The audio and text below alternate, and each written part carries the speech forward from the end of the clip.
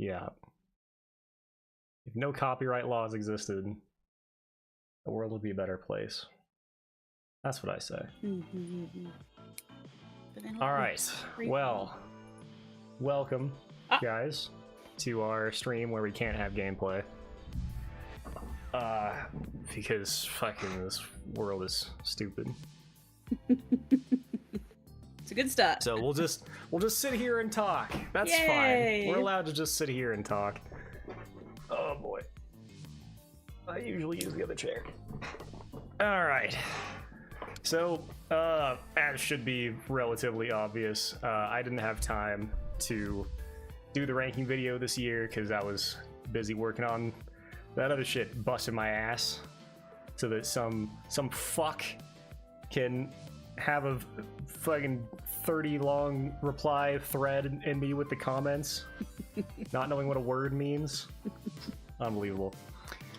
So, now we get to do it as a live stream, and then you guys can argue with me over how dumb I am and how I'm so wrong about that game that you played as a kid and not in 15 years.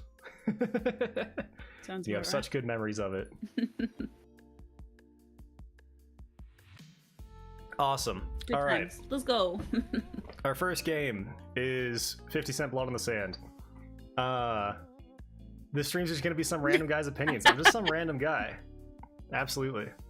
Yeah, 100%. Hi, Steven. No, this stream is going to be the greatest FPS player of all time's opinions, okay? Damn. All right, so we got 50 Cent Blood on the Sand. Firstly, it's really short. It has co-op, but it's only online co-op, so that's a huge mark against it. The actual game feel is really excellent, like surprisingly so. It feels amazing to play, which is weird. I think, if I remember correctly, the company that made this had also made another like pretty important third-person shooter. Swordfish. They made Cold Winter, which is a pretty good first-person shooter on the PS2. It's quite underrated. Yeah. Yeah, I hadn't imagined so. So yeah, I'd say this is like somewhere in like high C area, kind of that like brute force area. I'm tempted to just put it at middle C, but I'll give it a high C for the curse button. Because that's you did amazing. enjoy that, yeah. I would ask where Joe Danger is. I didn't play Joe Danger this year, so there you go. Congratulations. Yeah. So for now, we'll put we'll stick 50 Cent in the C tier there. The OST is an S rank, however. Not if you're trying to avoid fucking copyright. Sure. That's true. I mean, yeah, I did not expect... I don't know why I didn't expect it, but I didn't expect them to just play 50 Cent's entire discography throughout the entire fucking game. Like, not stopping for the menus, nothing. How did you not expect that? It's a 50 Cent game. I don't know. It's just... I don't know. I didn't consider the implications of playing it on stream. I'm amazed. So, like, oh my god. That game, I think actually we got no copyright strikes on. What? Let me see about that. It's because 50 Cent isn't worth shit these days. Oh, it's because he's only worth 50 cents. Oh! he's not even worth that. It's worth like 50p. Damn. Let's see. Because that's actually kind of hilarious, considering that our Naruto stream got taken down, our Barbie stream got taken down. But not 50 Cent. And my top 24 video got copyright struck for City Ruins, unfortunately. Oh, did The only thing, yeah. Which is the first Nier Automata song that plays during that section. Damn. Yep, no strikes on the 50 cent streams. What the hell? So, you know what? Just for that. No, I can't justify B tier. All right, so Abyss Odyssey. 50 Cent's his own copyright strikes. He doesn't have people for that anymore. He needs to get the what were they called in the game? The G squad? Oh god. I forget. Like the G buddies. He needs to send one of them to give me a copyright strike. So Abyss Odyssey is a side-scrolling roguelike, or roguelite, I should say, on the 360 arcade, made by a Chilean company. Praying for them to finish the 50 Cent trilogy. Well, they have a lot of time. I mean, he's never going to die, so at least like that won't be an issue. And I guess nowadays we just use AI to bring him back, so it's fine. Yeah, Abyss Odyssey. I went in wanting to like it because the art style is fantastic. I was gonna say, it looks awesome. Yeah. I guess, you know what, we can just... While we're talking about it... That's a great idea. Since I can't show any gameplay, I guess I'll just scroll through Google Images. Yeah. The art style is fantastic. However, the controls are incredibly clunky. Oh. And that is like the primary thing that drags it down. It's also incredibly short. I beat it in 2 hours, I think. And one of the like the selling point of this game was supposed to be that if enough people beat the final boss, then they were going to do like a whole nother gauntlet to the game, essentially. Apparently that never happened. I guess it wasn't popular enough. So it was supposed to be, I think, a lot more difficult than it actually turned out being. Because I beat the final boss on my second run. And then the game was over. So it was like 2 hours, maybe less than 2 hours at that. So overall, like, not a super satisfying game in any respect. I think like the art style and the soundtrack are the best things it had going for it. Other than that, it needed a lot more work. So for now, we'll put it in the D tier. It may go to F at some point. Okay. Alien Breed Episode 1. So if y'all are some OGs and we're around for the initial run of the 360 digital showcase, then I played this game at the very beginning and did not play the other two parts. So this is essentially a isometric twin stick survival horror with aliens, if you can crazy imagine such a thing. Whoa. And after 25 minutes of playing it during the showcase, I was bored to tears. I was like, the combat is completely uninteresting. The game is overly easy. The entire game is just doing monotonous tasks over and over and over again. There's basically no plot. And as it turns out, that's exactly what it's like for the other 5 hours of the game. Oh. So I barely dragged myself to the finish line on this one. I did not die a single time. I didn't even come close at all. Similar to the Silent Hill 2 remake, I had about 25 health packs, like full restores by the end of the game. There's only one boss fight that's at like the very end of the game, super basic, not interesting at all. So yeah, this was really fucking bad. That's a shame.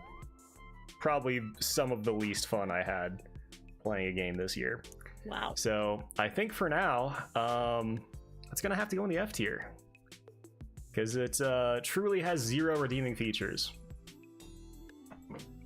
Was the game too easy or were you too good? I think it was too easy.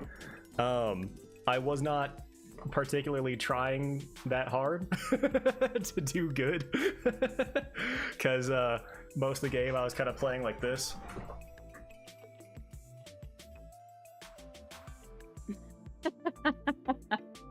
So yeah, I wasn't like, you know, gamer mode turned on. Wasn't locked in. Yeah. I think for the last 2 hours I was listening to a podcast. God damn. That's the only way I was able to finish the game. So yeah, not offensive enough to be in the F- tier.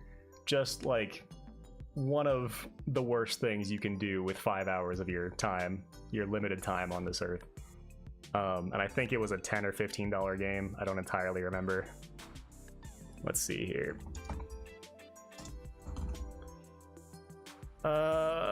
It was, come on, $10. So yeah, truly one of the worst $10 I've ever spent. Yeah, that's a shame. A Plague Tale: Innocence. We have our first hot take. This game is really fucking bad. I may have gone into it with far too high of expectations. If you're familiar with French games, you'll know that there's two types of French games. There's Eastern French games, which are kind of put into the Eurojank category, where, you know, they have some interesting ideas that aren't really that well executed upon, and usually they aren't very, you know, finished and whatnot. This was the Western French type of game, the same as Ubisoft, where it's absurdly unambitious, terribly written. There's basically, in this adventure game that's like, I don't even know, 12 hours, felt like a million. Let's see.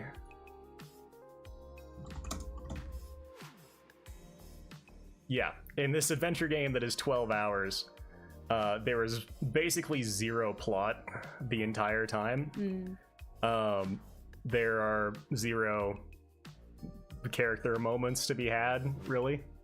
It's essentially you going from one boring, overly simple puzzle to the next. Like, I can't put that in bigger quotes. Wasn't there supposed to be like a stealth element to it? Yeah, it has a stealth kind of puzzle element to it. But yeah, I don't see how anyone aside from room temperature IQ journalists could like this game. I don't get it. Right. I did play it with Riley in the back seat. I was playing, he was watching. So having an ADHD person along for the ride probably did not help with that. But yeah, I similar to, like, Alien Breed at least had a kind of interesting gameplay loop. A Plague Tale was so plodding, so basic, so boring. I would sooner play the other two Alien Breed games than play A Plague Tale: Innocence again. So I'm probably, God, I'm trying to think of, like, did it have any redeeming features whatsoever?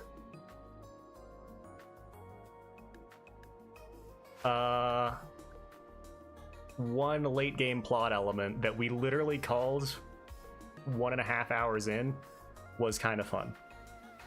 Okay. In like, not in a gameplay sense, in like a narrative sense. But that's really not enough to push it very far. Yeah, I think we're sticking it in the F tier. Ooh, that's lower than I thought. Okay, so damn. Yeah, it's just, I have a lot more respect for my time than I used to. Yeah, no, that's and fair. if I'm having negative fun playing a video game, even if it's not a bad video game, as in it's functional, it didn't explode my PC. Which, by the way, I was playing this on minimal settings, and my PC was dying the entire time. But aggroed, games aren't always meant to be about fun. That's true. If it had a story, then you could make that argument. Okay. But it didn't. So, yeah, for now it'll sit below Alien Breed because Alien Breed at least has a gameplay loop. And it's shorter by a lot. Okay, Assault Heroes, I really liked. I had a good first impression of it, and aside from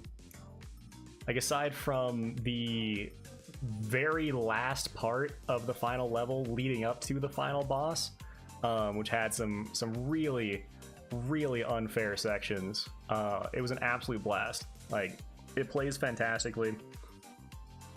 It has like a bunch of different boss fights that play out in different ways. I say a bunch, it has 5, 6.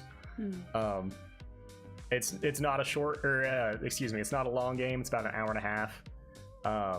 If you suck, it might take longer, but yeah, I enjoyed it. I think it'll be our first B. It'll probably be like our lowest B, but it'll be a B for now. Oh god. I don't have any major hot takes for the Arkham games. I played Asylum. I finished it as a kid when I was like 14, but I hadn't touched it since. I mean, they're both really fantastic. They're just not going to break into the S tier for me, and that's totally a B thing. I get it. I'm sorry. A couple things though. I wish the stories were better. I wish the boss fights in Asylum were way fucking better.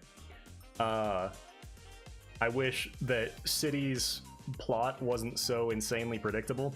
Like, to remain mostly spoiler free here, if you don't know, as soon as Protocol 10, as soon as you figure out what that is, I say figure out, as soon as you're shown what that is, and you don't know who is actually pulling the strings, you literally know nothing about Batman. Right. Like, it's such an obvious twist that it's actually painful. On the other hand, the actual ending is mwah, beautiful, absolutely beautiful. Okay. These guys, they know how to write the Joker properly. Absolutely fantastic. So now I get to answer the age-old question of, is Asylum or City better? I basically 100% at Asylum. I got all the Riddler trophies and did everything, all the side quests in the campaign. What I did not do is the challenge maps, but as far as the campaign itself goes, I 100%ed it. And City, I got about halfway with the Riddler trophies and then gave up, but I did do all the rest of the side quests. And I did do the Harley's Revenge DLC as well.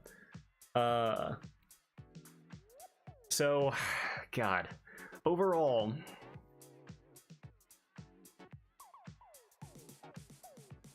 I don't have any major justifications for this. Overall, I lean towards Asylum more. I think generally it's a much tighter experience, especially as far as the completion experience is concerned. How many Riddler trophies is it in City? Like 480? It's too much. Right. Like the feathers in Assassin's Creed. So there are 100 feathers in Assassin's Creed 2. And that was a pain.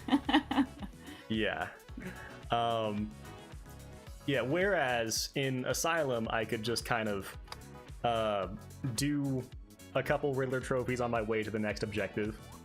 It was just too much in City. So that kind of takes it down a peg for me. Also, I'm not sure if this is entirely true. City feels very short in comparison. So let me actually see how they rank up here. So maybe that's just my perception. Maybe I just cruised through city. Asylum is the GOAT. Yeah, Asylum feels like a much tighter experience. And maybe that's because a lot less time is spent on traversal. And there's just fewer Riddler trophies that are a lot more fun. But I also really prefer the overall vibe of Asylum. That, you know, brought the horror back to Batman, where City certainly does not do that to the same degree. And also, I don't know if there was some controversy behind this, but they lost Harley's voice actress from the animated series, and they brought on Tara Strong, who does a good job, but it's just not, at the end of the day, it's just not Harley. So, yeah, I think also their costume is way worse. I think Asylum has to go on top. Okay. But that is like one of Georgie, who is not familiar with either of these games. Yeah, I can't contribute to that. That is one of the eternal debates. Okay. Of the 7th generation of gaming. Okay. Because City was more praised critically at the time. I would actually like to see what their user scores are. I am curious. Not that will affect anything, but yeah, Arkham City nearly got Game of the Year if it didn't come out the same year as Skyrim. So yeah, I think that's a good choice. Sorry to the City lovers, but Asylum is just a tighter paced experience, a more fun completion experience. They're both great. Yeah, well, they're both in the A, so that's awesome. Yeah, they're both outstanding. So, Battlefield Bad Company. I had a really bad time with this game. No. When I was first. Hold on. City's Riddler trophies were just obnoxiously placed around the city. When Asylum was a ton more subtle. Yeah, and also I feel like the actual traversal to get to them and the puzzle box element of getting to them was more well done in Asylum. I don't know. Again, like, you can argue about this for a long time. Right. And people have and will continue to do so. Which one have I got on my list? I don't know. I've got one. You've got Arkham Asylum on your list. Okay. Because it's a good example of, what did I put it as? I mean, it's kind of a 3D Metroidvania, but not really. It's a 3D beat 'em up. Could be under action adventure. That's where it is. Yep. Yeah. So. Okay. Yeah. And it's pretty much there for historical importance. Okay, so Bad Company 1, this is. I did not get along with it at first. I was not expecting it to be quite so open world. The later, I had only played Battlefield 3 and 4 as far as the campaigns are concerned. So this is my first Bad Company experience. And that is an aspect that I did not expect. There's also, like, there's an extreme amount of flinch. It's very easy to die and get set back a long ways. There's not a whole lot of ammo around. And I was getting kind of miffed with it after a while, because it was too slow paced and I was trying to take things too quickly. However, about 2/3 of the way through, maybe halfway through, I shifted my mindset and started appreciating what this game is actually meant to do, which is simulate a, like, graphically, auditorially simulate a real life battle as well as they could possibly do in, when did this come out? 2008? Pretty sure.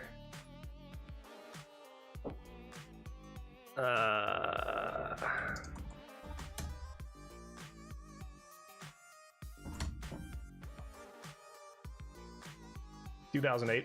Nice. Why would I even question myself? I know. I don't know what you do. Yeah. And once I started doing that, the whole thing kind of switched around. Nice. And I like, the characters weren't amazing, but you know, at that time, just having any meaningful characterization at all for your squad was a big change of pace for a military shooter. It definitely does have its frustrating moments. Like, there are plenty of sections, especially vehicle sections, that aren't very well balanced at all. Remember, toward the like 3/4 mark of the game, you're driving through this field in a tank, and there's like 3 or 4 other tanks that appear at once and just aimbot the ever-living shit out of you.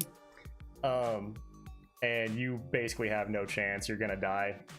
So when I died, it respawned me a really long ways back, and there's no other tanks in the area that you can go get into.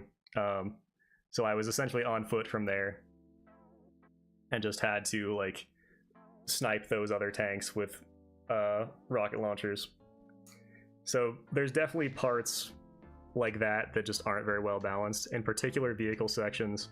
The final boss is also very obnoxious, because it's pretty much just RNG whether you're gonna hit him or not, because the SMA isn't 100% accurate, or 100% precise, I should say. But overall, I mean, it's definitely still a B. I don't know where it would be in the Bs. Probably a mid B. Probably a mid B. So we'll put it there for now. Okay. All right. Bishoujo Senshi Sailor Moon. Pretty Soldier Sailor Moon, the arcade game. This is a beat 'em up. It's got great visuals. And it has a bunch of like good references to the show. All of the main 5 sailors are playable.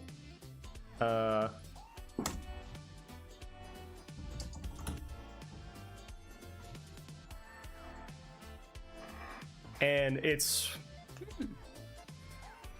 like, it doesn't do anything particularly special for a beat 'em up, but it is very well animated. It has good tactile feel as far as the attacks are concerned. Each sailor has their own like special moves and whatnot.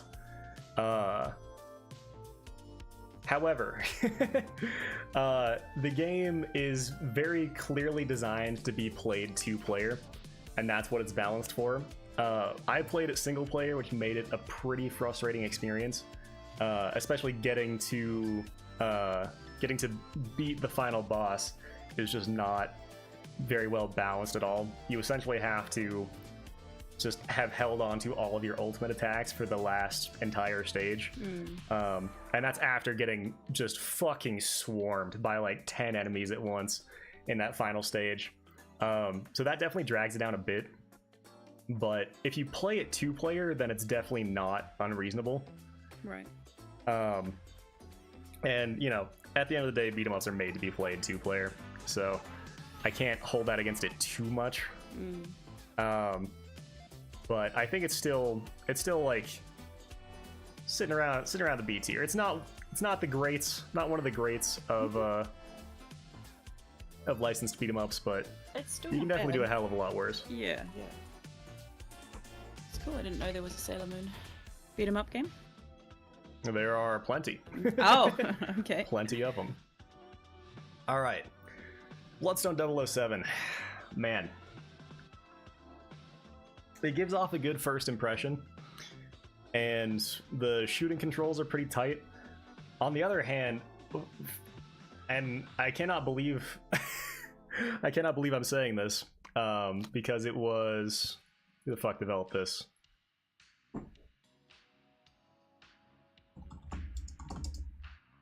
Yep. Can't type. Bizarre Creations developed this, who made what? Project Gotham Racing. Yeah. The driving set pieces are just not very well designed. Oh. They don't give you enough space and enough warning to actually do it. Do the various stunts and whatnot in a single go.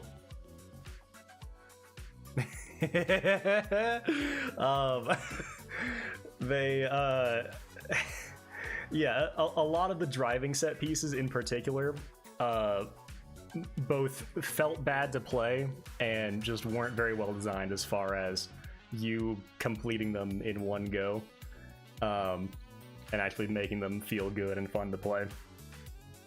And the game ends on a horrendous cliffhanger, which sucks because Bizarre Creations got shut down after this game. Oh, good. And this was an original story and whatnot with Daniel Craig. So, highly unfortunate. Very, very disappointing. If I'd remembered the basics of CQC, I know all the basics of CQC. I've beaten the boss with CQC only on European Extreme. Okay, thank you. Yeah.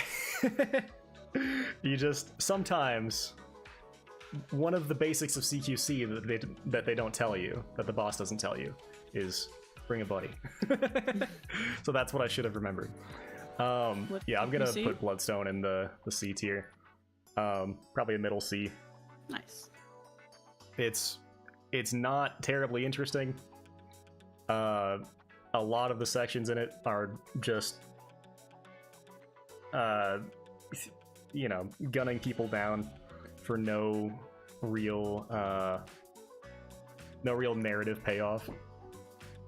They don't really use the gadgets to very good effect either. It's just like, it's as close as you can get to just being a third-person shooter while still being a 007 game. They don't really use the license very well. And also Daniel Craig puts in a terrible performance. Which is usually the case. It's so funny. We'll see this with another game coming down the pipe, that usually the actor that they pay a shit ton of money for, the Hollywood actor, just puts in the worst performance in the game. I don't know why, but I assume it's because they're like, oh, it's a video game, who gives a shit? No one will know. Oh man. All right, here we go. Borderlands 2. Oh god. Would anyone in the chat like to make a case for Borderlands 2? Wait. I am also interested. I've tried to play this twice. So I actually have an interesting history with Borderlands 2. While we're waiting on that, let me not eat this sour candy and go for fucking 2 minutes. So I have started up Borderlands 2 with 6 separate 4-stacks over the years. Damn. And every single time that we got to playing, we played for about 4 to 6 hours in a single night.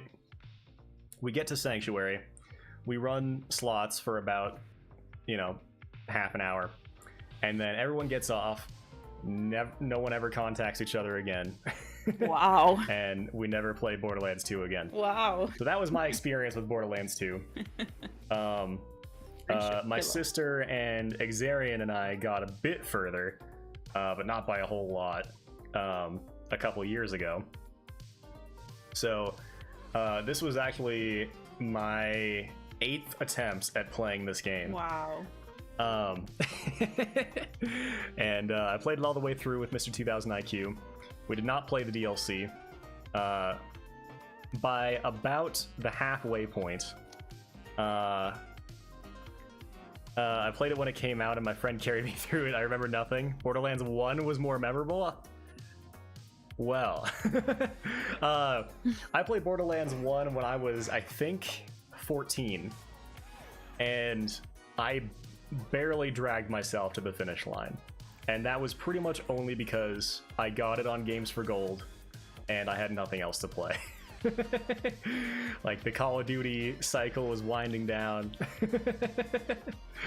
And I was like, ugh, it's October, I have no money and nothing to do. I guess I'll try out Borderlands 1.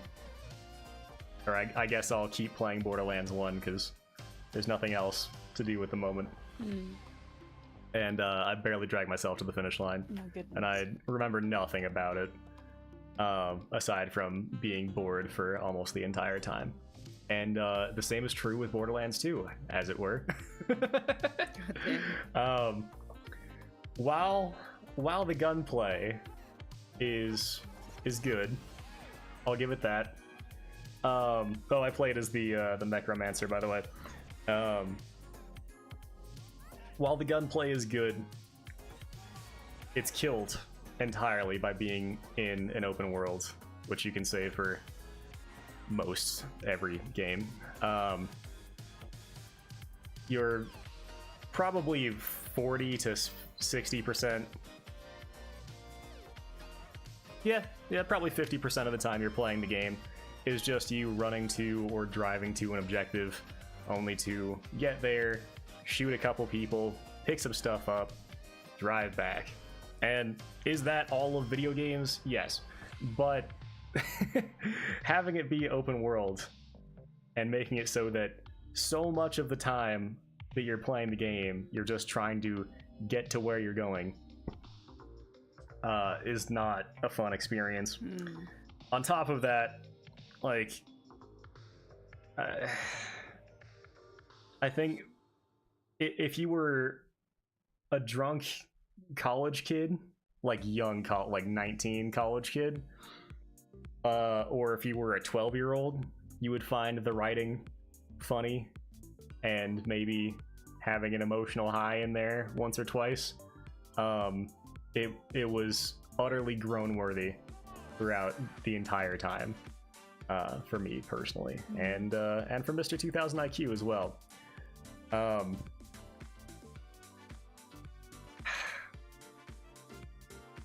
I really did not like this game.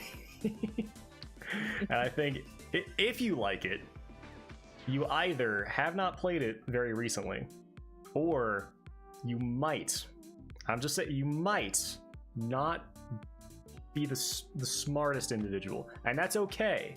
That's okay. Because this game was made for you. But, like, to say that Borderlands has degraded as far as its writing quality goes, I think is completely missing what these games are, what they were supposed to be. Like, even when you play these games with friends, they're just not interesting. They're just not fun. God. C-. I was gonna say, you're struggling where to put it. Yeah, I just, at the end of the day, like, I did not have fun with this game at all. And it's a perfectly competent game, and I am so far from the target audience that I just couldn't have fun with it whatsoever. So if you like Borderlands 2, that's awesome. I'm happy for you, and I'm happy that there are games like it that are made for you and your ilk. Don't people play Borderlands just to grind for guns? Yeah, that's another aspect that just isn't interesting, especially because the game is absurdly easy. Like we beat the final boss on the first try. All the upgrades that you get aren't really, most of them are just meaningless statistical upgrades. They don't really affect much of anything. Yep, that's why my brother still plays it. Yeah, if I had to describe Borderlands in the shortest amount of time possible, it's an FPS that is designed to be enjoyed by MMO players.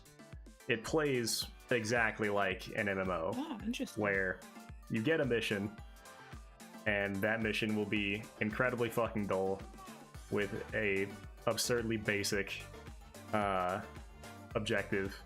You go fight enemies with boring, untactile combat that is completely unskillful.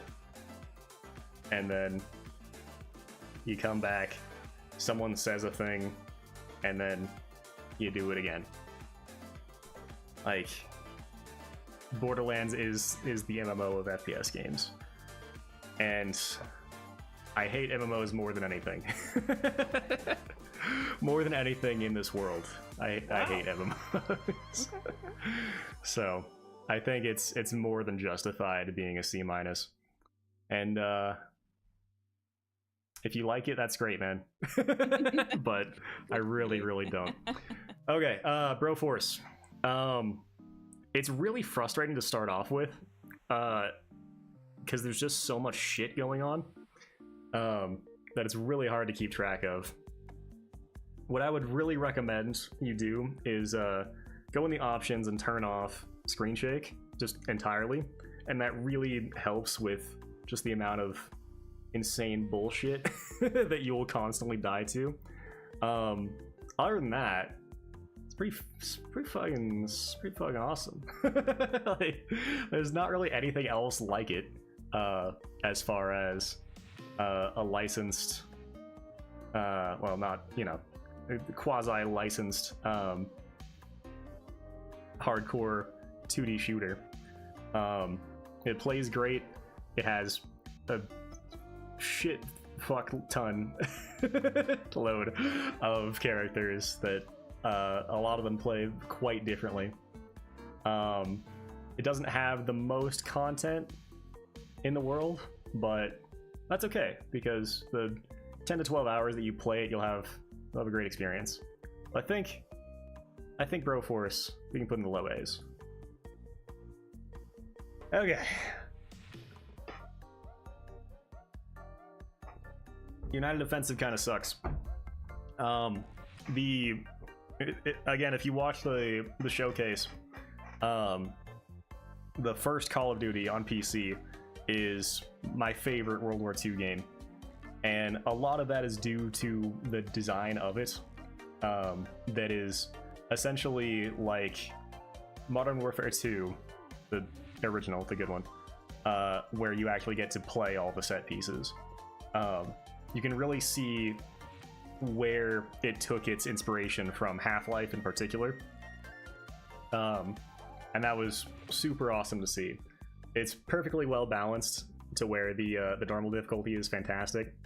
It is bugged, unfortunately, like in particular the checkpoints and the health system are bugged, but overall, like the original Call of Duty is just utterly fantastic. I think the only thing that competes with it for the best World War II FPS is World at War, and that came out 5 years later. So yeah, it was pretty fucking good. United Offensive doesn't do any of that for most of it. What made the original Call of Duty so special was the level design, and that is entirely dropped for the American and Russian campaigns.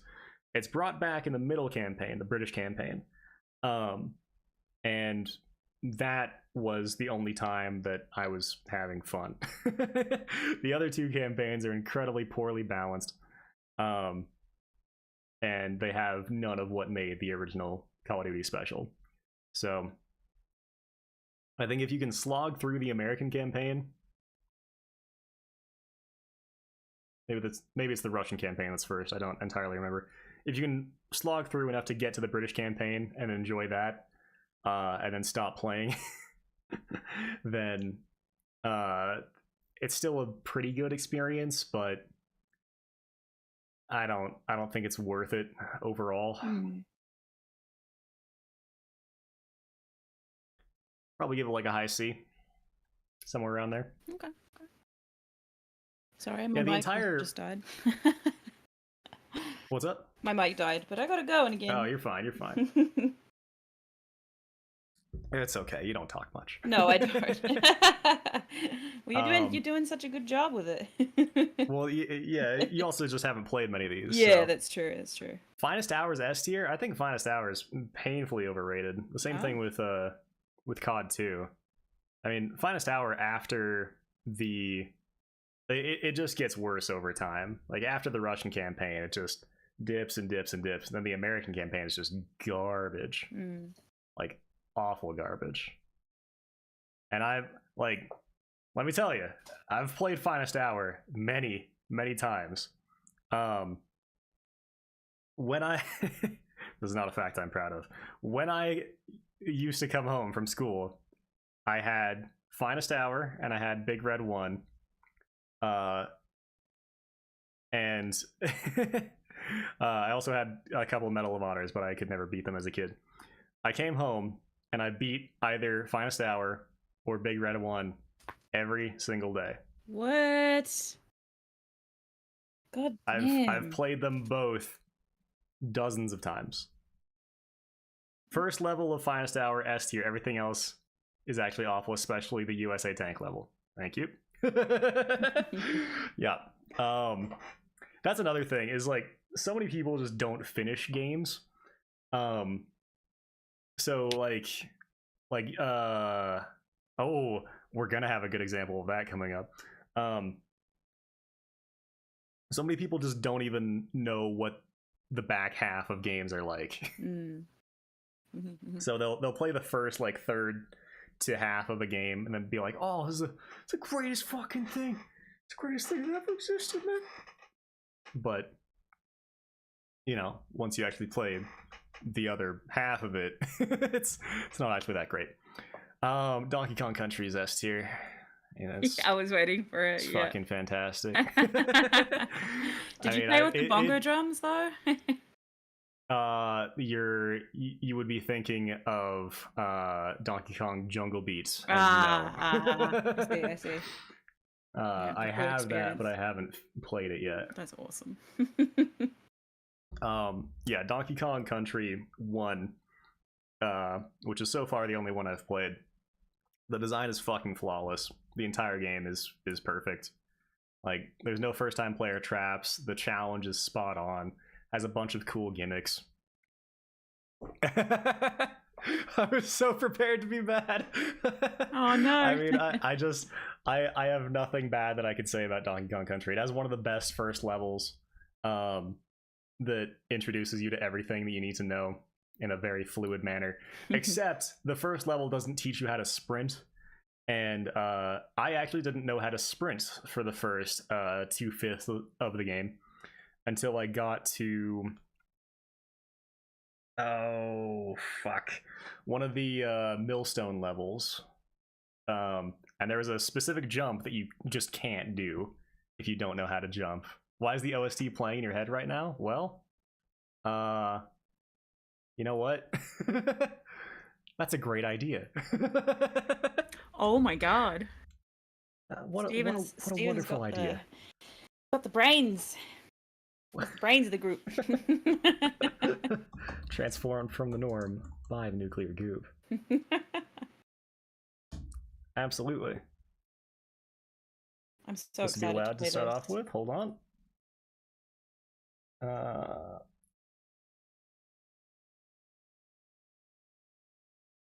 Put that at like 25.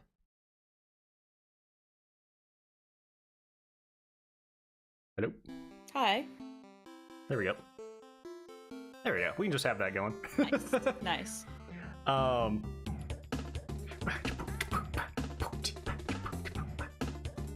little too loud.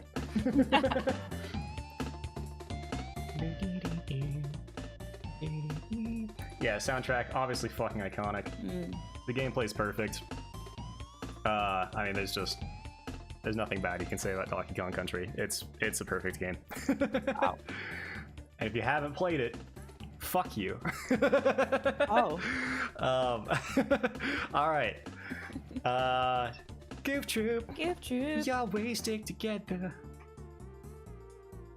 Have you managed to clear Stop and Go station without sprinting? I don't know. Yeah. The first third of the game was a lot harder than it needed to be. It was Millstone Madness is the level. That there's a jump that you can't, even with Diddy, if you do it perfectly, you have to know how to sprint to actually do it.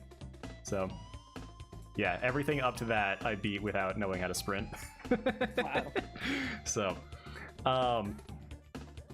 okay, Goof Troop. Goof Troop is definitely A tier. Woohoo! I'm gonna put it at a mid A. Like, it's, God, it's so charming. It's got fucking excellent soundtrack, excellent sound effects. Like the puzzles are engaging without being torturous, and not like breaking up the pace too much. It's just like, it's just one of the best 3 hours you can have with another human being. I will agree wholeheartedly. I think the thing that keeps it out of S tier is that not a whole lot of cooperation is actually required. And that can be said of almost all co-op games. We need someone who can design actual co-op games. One of these days, where you actually need to communicate with each other, work together. And I think the I think the, what the fuck is there? Jesus Christ. The Hazelight way of doing it, where you have everyone is split screen all the time. I think that's the opposite way of going about it. Because that just takes out all the communication. Right. What was that? What were those puzzle games you were playing with Yuffie? Like the escape rooms? Before that. Called like We Were Here or something like that? Yeah, We Were Here. There's quite a few of those, yeah. Yeah, so those are games that you can't see the other person's point of view, so you actually have to communicate. You do, yeah. It's good. Those are great. So yeah, that's what I want. Right. Well, that's what I want out of my co-op games. Yeah, they're fun. Goof Troop also was an A tier for me this year. Yeah, mid A tier. I think just because I had so much fun that I had a headache for 2 days afterwards from laughing. But, but it also, especially after watching the John and Aaron play through. Oh, absolutely. Yeah, I think, like you said the other day, that's a package deal. yeah, absolutely. Yeah, I just think it was short and didn't have as much content as my S tier games this year. So for sure, yeah. I mean, short doesn't really matter too much for me. What matters is, was it longer than it should have been, shorter than it should have been, or exactly as long as it should have been? And I think Goof Troop is exactly as long as it should have been. Like Goldilocks. It's just right. Yeah, it's a perfect experience that you can just play in an afternoon, and not have to come back to it another day. No, it was a good length, and I'm glad it wasn't any longer, but I don't know, just compared to my S tiers, it just... That's okay. Yeah, I think it's missing a certain something to be an S tier. You can't even place your finger on it, eh? I would say, like, for me, for something to be in the S tier, it usually has to have a compelling narrative. That is one of the things that I care about a lot. Right. But also, as a co-op game, it has to justify itself as a co-op game. Okay. And Goof Troop, I don't think really does. Yeah. Especially, like, you can play it single player and not really have a hugely different experience. So, yeah, that makes sense. At the end of the day, it doesn't justify itself as a co-op game. Half-Life is obviously S tier. I was so pleased. I cannot tell you how many fucking times I go into a game that is incredibly highly praised, and I am so disappointed by its quality. And it's like, oh, okay, well, this was clearly just like fucking, usually Sony paid off the critics, or like this is just remembered fondly because no one's fucking played it in 20 years. no, Half-Life is still absolutely incredible from start to finish. It is the most well-designed FPS, probably the most well-designed linear game, apart from Celeste, that I've ever played. Wow. And it's like, it hasn't aged today. It is better than every single FPS that has come after it, except for like maybe a couple that I haven't played yet: Perfect Dark, Titanfall 2, and also the other Half-Lives. So I cannot wait to jump into the other Half-Lives. I'm so pleased that something finally, for the love of God, something finally deserves the praise that it gets. Yeah. You have no idea how happy I am. Yeah.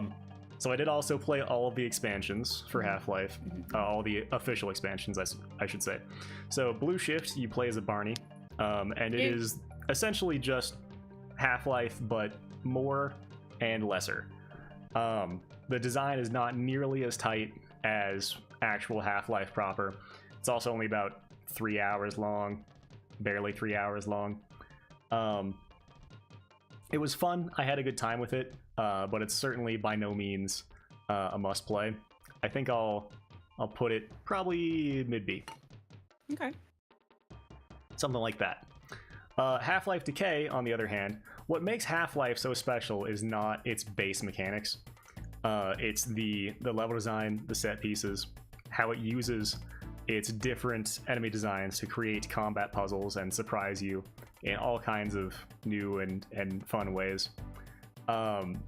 Decay doesn't do any of that, so all it has is Half-Life's guns and visuals and enemies, and that's not what makes Half-Life special. So I'm gonna put it smack dab in the middle of the C tier. Opposing Force, on the other hand, so I think what we really see with these expansions here is these were made by Gearbox Software, who incredibly somehow went on to make Borderlands. Excuse me. And Opposing Force was the first expansion, Blue Shift was the second, and Decay was the third. It's quite clear that they just ran out of steam and kept running out of steam as they made more and more of these expansions. Because Opposing Force is fucking incredible. It is basically it's Half-Life 1.5. You have new guns, new mechanics, new enemy types. You have a whole like different protagonist and story with Dean Shepard that you get to go through. It feels like it was made by Valve, and like to say that it is just more Half-Life on the same caliber, almost at least the same caliber as actual Half-Life itself, is absurd, considering that it wasn't made by Valve. But like, if you've played Half-Life 1 and you haven't played Opposing Force, like literally go do that right now. I don't care. No one cares about what I'm doing here. Just go play it right now. All right, I'll see you later. After playing Blue Shift and Decay, Opposing Force was such a breath of fresh air. Yeah, it's fucking good. Okay, Jackal, man, it's amazing that such an early NES title holds up so well, because that is almost never the case. And just NES titles in general, not that the NES is a garbage console, but I would say while there are games, plenty of NES games that hold up, there aren't many that you can just jump into and have a good time. But Jackal is one of those games. Absolutely. Like, it has super clean controls, easy to pick up and figure out all the mechanics. Again, doesn't last too long, but it has a perfect level of challenge that isn't overbearing. And if you're like above average gamer, average to above average, then you can definitely beat it in an afternoon. Took It's me a just few days. it's just a super fun experience. It is. I don't really have any problems with it. I think there's one unfair enemy spawn, which is the gun truck that shoots the bullets out like a shotgun spread. It's the one that shoots them out to the left after you have just passed through the train. Yeah. That's the only one that it's like, if you don't have a missile, you're kind of effed. Screwed. And it doesn't show up till the last second too, so usually you just get that's also the spawn time on them is a little wonk. But yeah, I mean overall Jackal's a fantastic game. I agree. I had so much and fun. Again, it kind of comes as a what do you call it? It comes as a package deal with definitely one of the better early Grumps playthroughs that they never finished. That they're on Skittles and yep, Skittles and Monster. Yep. I agree. Oh, Jackal man. was always also in my A tier this year. Yeah. Yeah.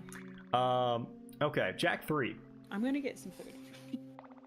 You do that. Popcorn for this take.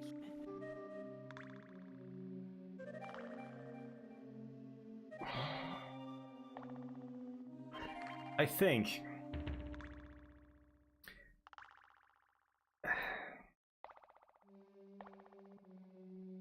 Jack 3 is what someone would make when they just don't give a fuck.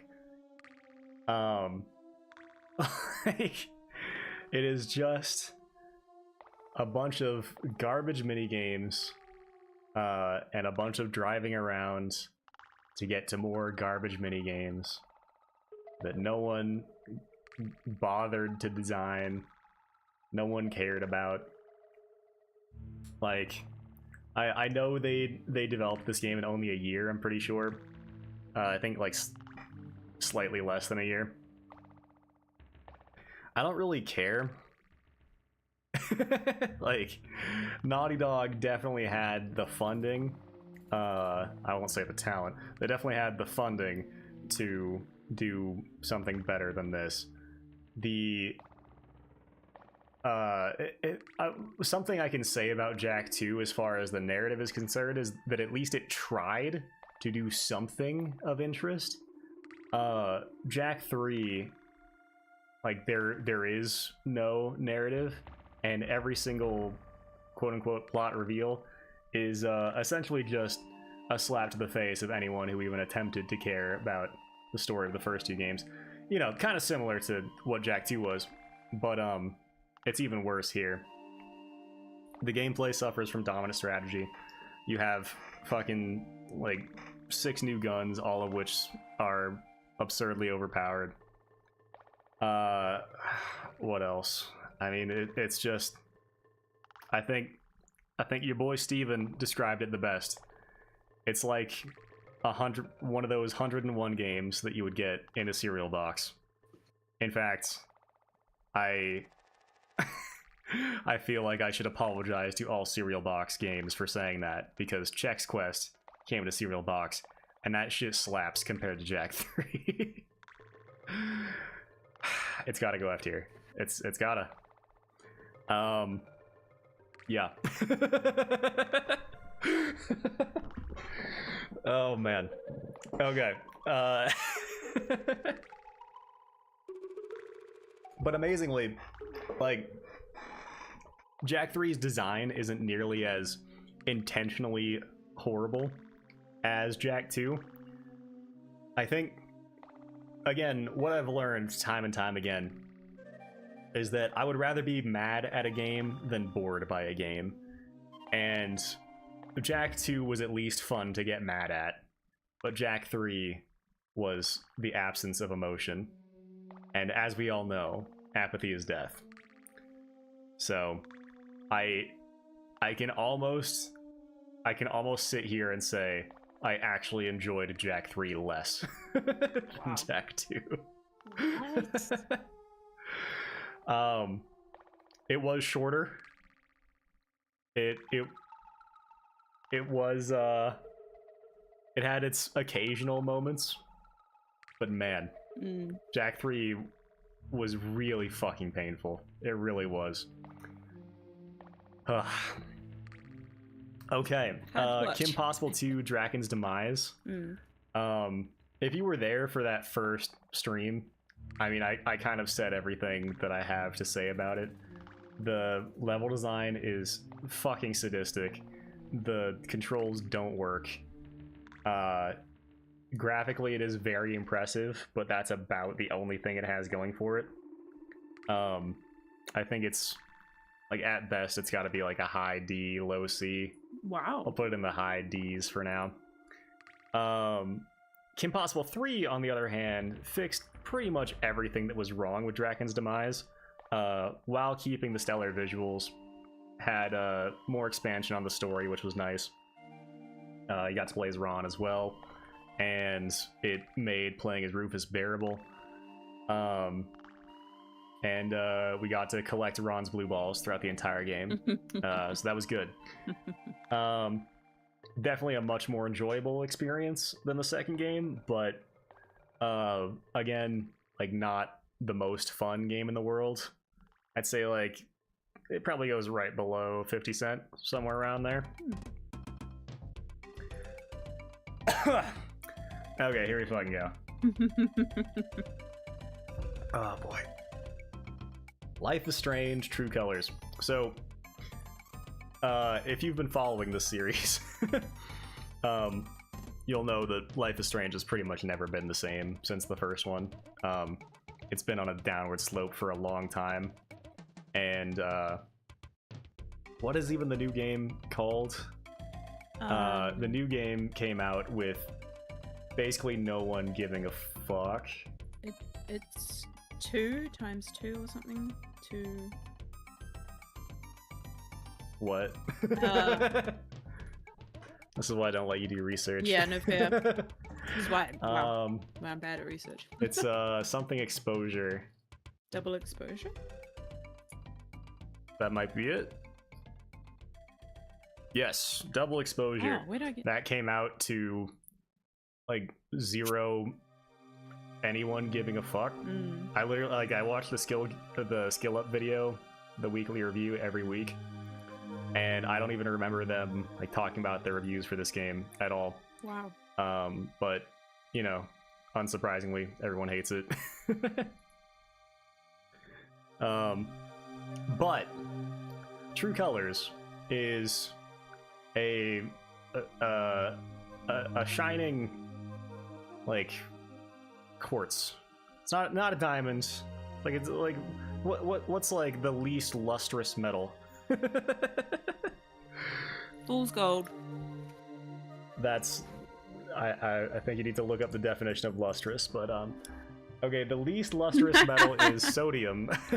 So it is essentially the sodium of a sodium in the rough. It still had a lot of the problems with writing, setup, and structure. Like, one of my biggest issues with it is that the entire I don't want to give spoilers, but at the end of chapter 1, some stuff happens that's essentially the inciting incident of the game, and all of that could have been avoided by a attentive player, but you just don't have the option to do that. So, as usual with modern adventure games, the actual depth of choices is pretty disappointing. There's also some choices that just really irked me. I picked all of the correct options, quote unquote, except for one, which was that the choice to tell Riley about her surrogate mother's condition, we'll say. And that got her to not support me in the end, which is bullshit. I hate that vindictive bitch. I will strangle her, and she won't you know, she will leave this earth kicking and screaming. God damn. Yeah, that choice just doesn't make any sense to me. I can't really reconcile that, aside from fuck her. Didn't like that. Other than that, I think generally a lot of the game is handled very well. In particular, the ending really hits hard. Even though it takes a lot of contrivances for it to actually get there, the actual emotional and thematic weight of the ending brought everything home for me.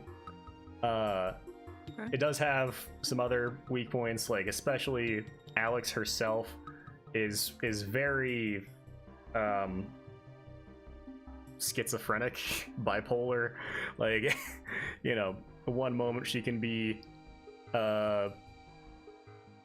being angsty about something, and the next moment she can be overjoyed about another thing, and that's just kind of like poor structure, I would say. Yeah, it's difficult to have that much meaningful choice. But I think if they just constructed it with a bit more care, then you would avoid things like that. Where she just seems incredibly bipolar a lot of the time when you're just walking around looking at stuff.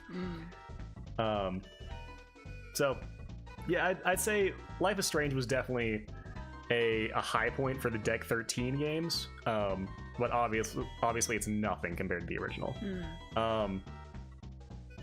I'd probably give it like a low B. Okay. Where would you place the first one? First one? First one's like an A+. Okay. Yeah. I mean, it's in my honorable mentions, though. It is indeed. Yeah. Yeah, the first one's really excellent.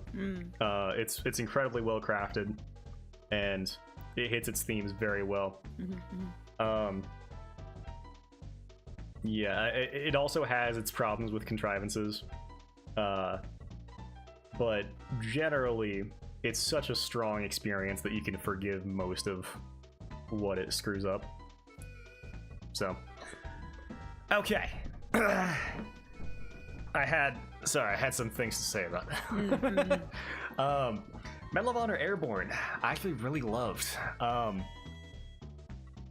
It is honestly, I think, at least, maybe I need to play World at War again, but from what I've played at least, it is far and away the most graphically impressive World War II shooter that I've ever played. On top of that, it has guns that are realistically accurate. It has really good audio design. My major issue with it is that the game design is kind of at odds with itself. So Medal of Honor Airborne is probably, like, if you're just looking for a really good, realistic looking, sounding, and feeling World War II shooter, it's easily the best that I've ever played. However, you also have very video gamey elements just kind of shoved in there. So over the course of the game, you can get upgrades to your weapons based on how many kills you get, and they introduce like a Juggernaut type enemy later on in the game, but that's the only special enemy type that they introduce. So I just wish they had taken all that shit out and focused on their strengths, rather than putting in a bunch of video gamey shit that only serves to take you out of the experience. But overall, I mean, as far as our realistic shooters of the year go, I'd say this is probably just below Bad Company. I think it's the overall design is much better than Bad Company. And they're relatively equal in their like graphical fidelity, realism, but Bad Company gets pushed over the edge for the a slightly better story, and it's a bit longer as well. So, parachuting anywhere was absolutely dope. Yeah. You don't have like the most choice. Well, I mean, you do. You can parachute anywhere you want, but it's not really very meaningful choice. Like where you drop doesn't really matter at all because you can do the objectives in any order. But I mean, you know, it's still fucking cool. So having full control over it is still super dope. I didn't realize I actually played essentially 3 Medal of Honor games this year. Oh shit. The Medal of Honor Underground. All right. This is what I was talking about earlier with people not playing the latter half of games. If you have played the original Medal of Honor on PS1, then you'll probably say that if you've played it all the way through, you'll probably say that it is an incredible game until the actual last level of the game, which runs like absolute dog turds, has completely unfair enemy spawns, a shit ton of insta-kill bazooka enemies, like absurd clown car syndrome where enemies just keep coming, they keep coming, and they keep coming until you finally push past a certain point that makes them stop spawning. Imagine that, but it's the entire back half of the game, and that's Medal of Honor Underground. Yeah. While the first half was great, and I would say surpasses the original, the latter half, the design is so frustrating that it really drags down the experience. And the bonus levels, although cool, are even worse in that respect, where they are just painful to play through. And it's essentially down to pure luck whether you can actually beat them or not. Yeah, I mean, if you get, like, if you can play through this entire campaign without rage quitting a single time, then you will be one of the few, the proud. Because I got close many a time. I definitely had to, like, walk away. Yeah, was it the one, did I watch you play that? And come back to it later. I think you... I don't think so. I don't think so. There's like a bridge you keep getting stuck on.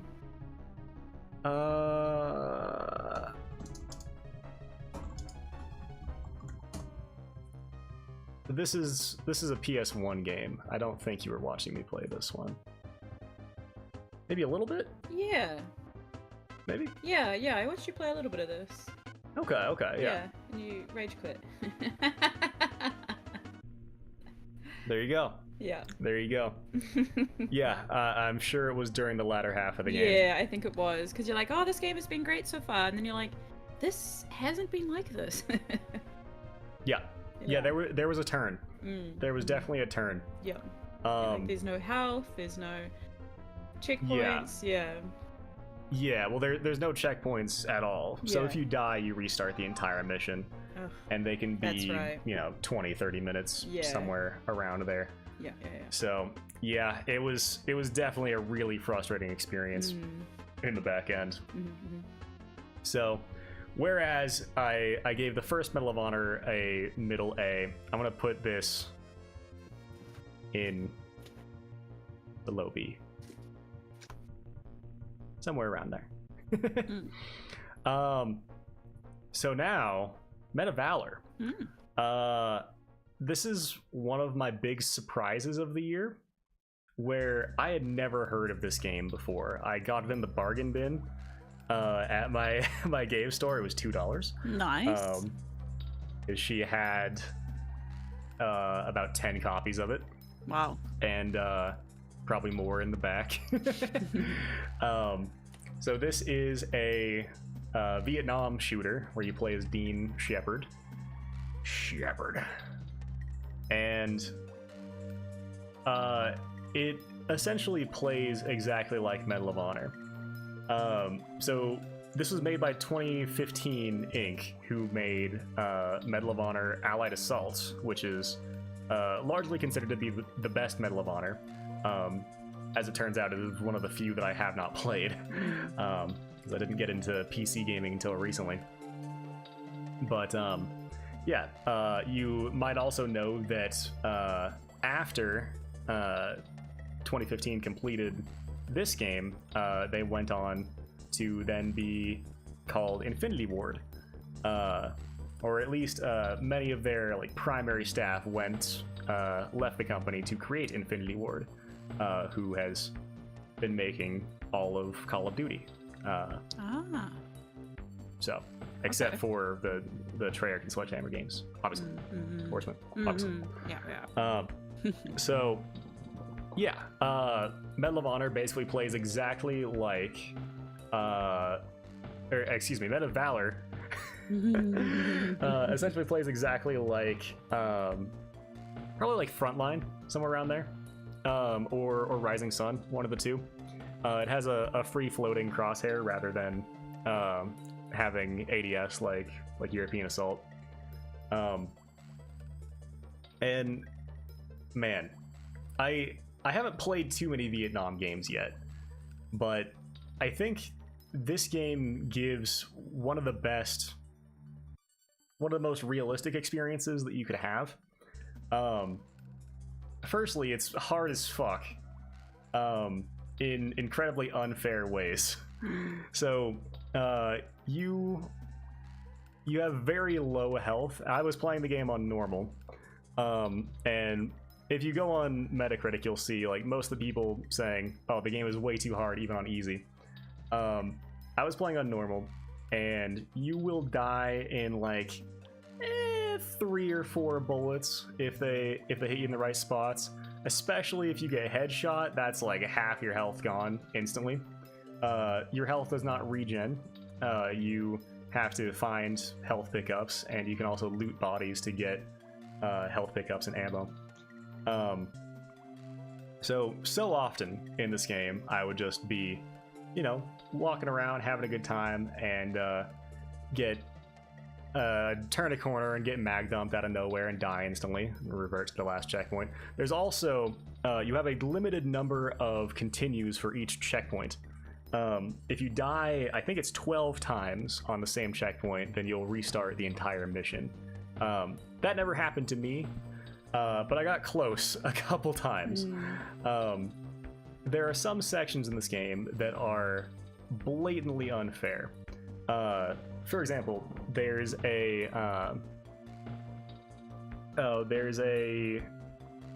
section where you have to storm a hill to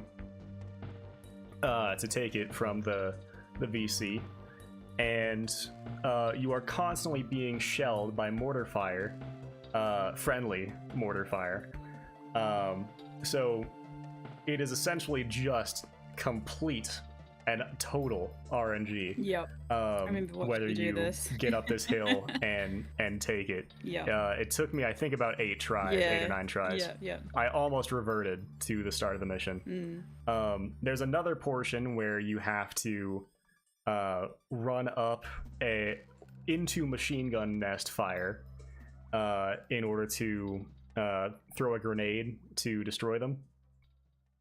And also like throw smoke to destroy some other ones. And probably just gonna get mowed down like every single time until finally you're able to do it somehow through the grace of God. And while you can call that unfair and dumb and poorly designed and this game sucks, I think what this game is really good at is ludically driving home what it's like to be in particular, the Vietnam War, where it doesn't matter how big of a badass you are. At the end of the day, whether you survive or not is just down to luck. Because let me tell you, I'm quite a good console FPS player. I was playing this on the original Xbox with the Duke, which is a controller I'm very comfortable with. And still, you know, I'm struggling to get through this game on normal. So that's an experience that I can appreciate. I know that's not going to be the same for a lot of people. Like, so often in this game, I was just trying to live. Like, crawling through the grass, just looking for a body to loot, so I could crawl to the next piece of grass. So often I'd just die out of nowhere to an explosion, or I'd just get randomly headshot and die. And if you can handle that experience, then I think it's a really valuable experience to have. And personally, I really, really like this game. It also has like some fun set pieces as well. Has some good like visual variety, a lot of good visual variety. The game is pretty damn good looking for 2004, and that's in part because it's a original Xbox console exclusive. It also came out on PC, but it looks pretty damn good compared to, like, I think Rising Sun came out the same year, if I remember correctly. No, Rising Sun was 2004. Is there a mainline Medal of Honor that came out that year? Let me see. Pacific Assault. Hold on. Well, okay, compared to, like, Call of Duty Big Red 1, which came out the same year, it looks a lot better. Okay. Like, substantially better. And given that, it also runs at a pretty not great frame rate a lot of the time. Like, there's so many ways that you can call this game bad, but it's such a unique game in what it's trying to do. I forgot something, like, the most important thing I wanted to mention. When you die in this game, yeah. when you die in this game, what happens is your commanding officer writes a letter to your parents detailing how you died, and it's all like read out, and it's not very detailed. It's like, oh, Dean died in the line of duty when he was trying to do this. He died to like wounds and couldn't be, like, it's not super detailed. It's not like, oh, he was shot in the head or blown up or whatever. But it does change, like, the date and the campaign and whatnot. And it's a really, like, the first time I died in this game and I saw that shit really hit hard, man. And, you know, the fucking 50th time you see it, you skip past it, but you know, it's just such an amazing detail that they didn't have to have, that clearly, you know, some voice actor put a lot of effort into. So I really enjoyed that aspect. I think Meta Valor is a very niche experience, and if you're playing it on console and you're not, you know, the greatest FPS player of all time, then you should probably play it on easy, and even still, you'll probably get the same experience that I got, the same looting experience that I got. But it's an absurdly underrated game. I mean, this game got trashed by critics. Let me see here.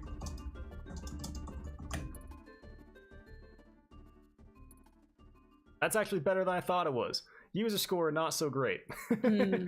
But yeah, it was not terribly well received anyway.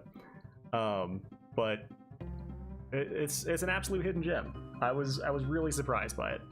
Another thing that it really nails is that you get you start off the game with the original M16 variant, And then over the course of the game, you get different guns that started to be introduced, like the Car-15 and the M1A1. Is that right? Was it the M15? I forget. One of them. And then the Viet Cong, they have like at the start of the game, they have PPSHs and SKSs, like leftover World War II weaponry from the Russians. And then as the game progresses, they get more and more advanced weaponry. They start getting AKs and RPGs and whatnot. So it did a good job of showing off, like, it had actually realistic weaponry as the game progresses forward, which is just, you know, it's a level of detail that most people don't care about. Like, all the time I play World War II games that it's like, you know, it's 1939 and you're picking up Walther P-38s and an STG 44s, like guns that just weren't there at the time. They weren't invented yet. So yeah, it's a cool level of detail to see. I'm gonna stop talking about Men of Valor. I mean, it was enjoyable to watch you play through it. Yeah. Yeah. Yeah, you were watching me play some of it. And like, I'm sure you would agree that, like, to the average person, that game would be very frustrating. Absolutely, yeah, I would find it frustrating.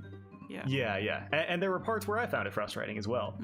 But yeah, you kind of understood why, so it helped. Yeah, I think it was fun in that it was able to ludically drive home what it's like to be in war, and not a lot of games aside from the Arma series are like that.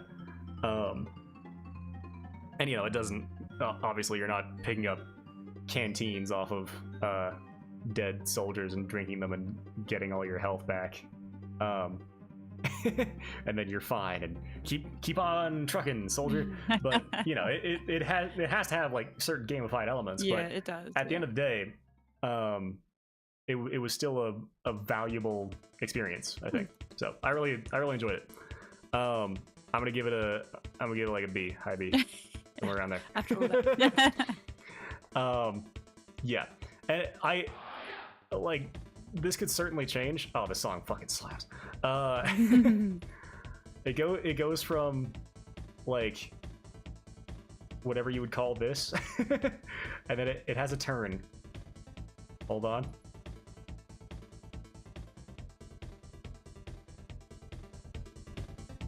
This is Funky's Fugue, by the way.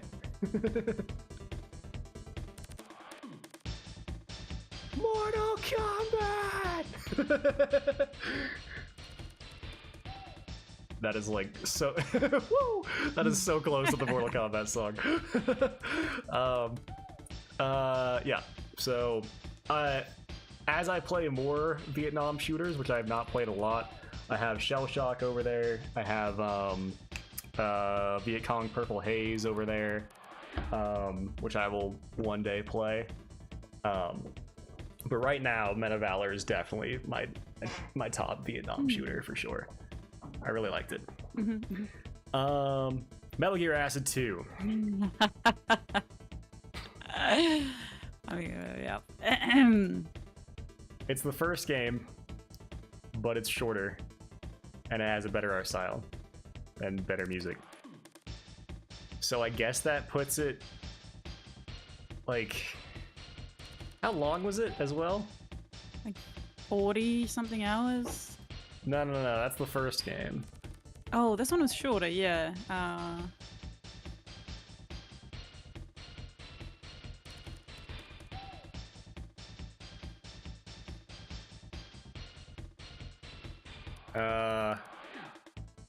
So it was still 22 hours. Oh, damn.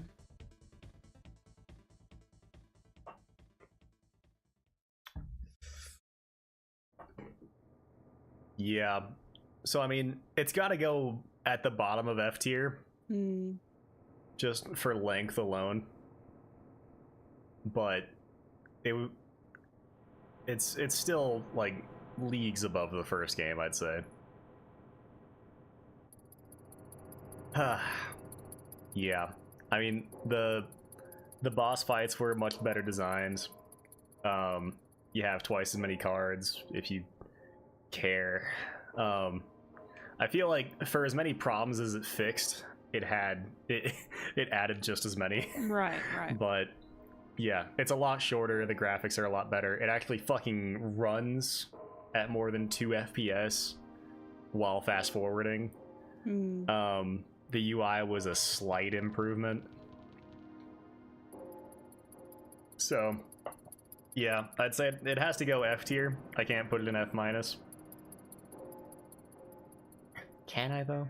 I mean, yeah, this is your tier list. There was all the fetish shit. Yeah. The narrative was just way worse generally. Yeah. I couldn't watch it.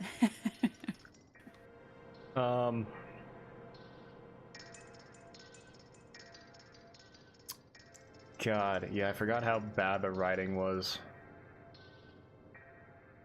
The plot of Metal Gear Acid that you at least felt like it was kind of going somewhere, at least served to keep you a little bit hooked. F minus minus. Yeah, hold on. We'll just put it back down here. It'll stay there. God.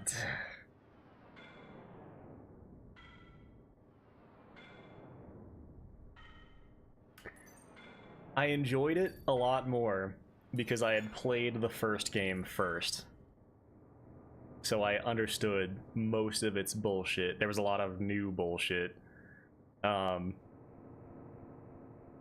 If I hadn't played the first game first, then I would have put it an F minus. I think that's fair. Okay. I honestly, it's the biggest piece of dog shit that's ever been made. and like yeah, like Metal Gear Acid 1 is probably my... Oh my god, does it beat out Jak 2? No way. No, you no. You were Consider the physically following. angry at Jak 2. It's twice as long. Yeah, it's It true. runs like dog crap. Oh, it's definitely worse than Jak 3. That's not even a question. No, it can't be worse than Jak 2. Metal Gear Acid 1? I think it can be. No way! I think it can be. I am actually surprised at that. Considering just the rage and the existential issues you had that from Jak 2. Yeah, I think I was way too nice to it in last year's ranking list. Because you're so angry at Jak 2. So I think yeah, because Jak 2 kind of overshadowed it a bit. Yeah. My goodness. Man. My god. It's close. I'll say that Acid 1 is like my third least favorite game of all time. So I think Acid 2 justifies being in the F minus tier. Yep. All right. Naruto Rise of a Ninja. I really wanted to love it. Right. It's a good place to start. Yeah. I really wanted to love it. However, so much of the game, like, probably how much of the game is just side shit? 80%? 85%? And it's the same, like, 4 missions. You have, like, Konohamaru hide and seek, races, giving random person a boner. Not random person in the chat, random person in the game. Probably also random person in the chat. Oh, right. Glad you clarified. You have... I mean, when Naruto does sexy jutsu, he's legal. He looks legal. I don't know. What are the what's the ruling on this? Um, it's fine. You know what? It's fucking fine. Yeah, so much of it is side content. The combat system is essentially just Clash of Ninja, but worse in every way. It doesn't have near enough depth to carry how much fighting there is in the game. God.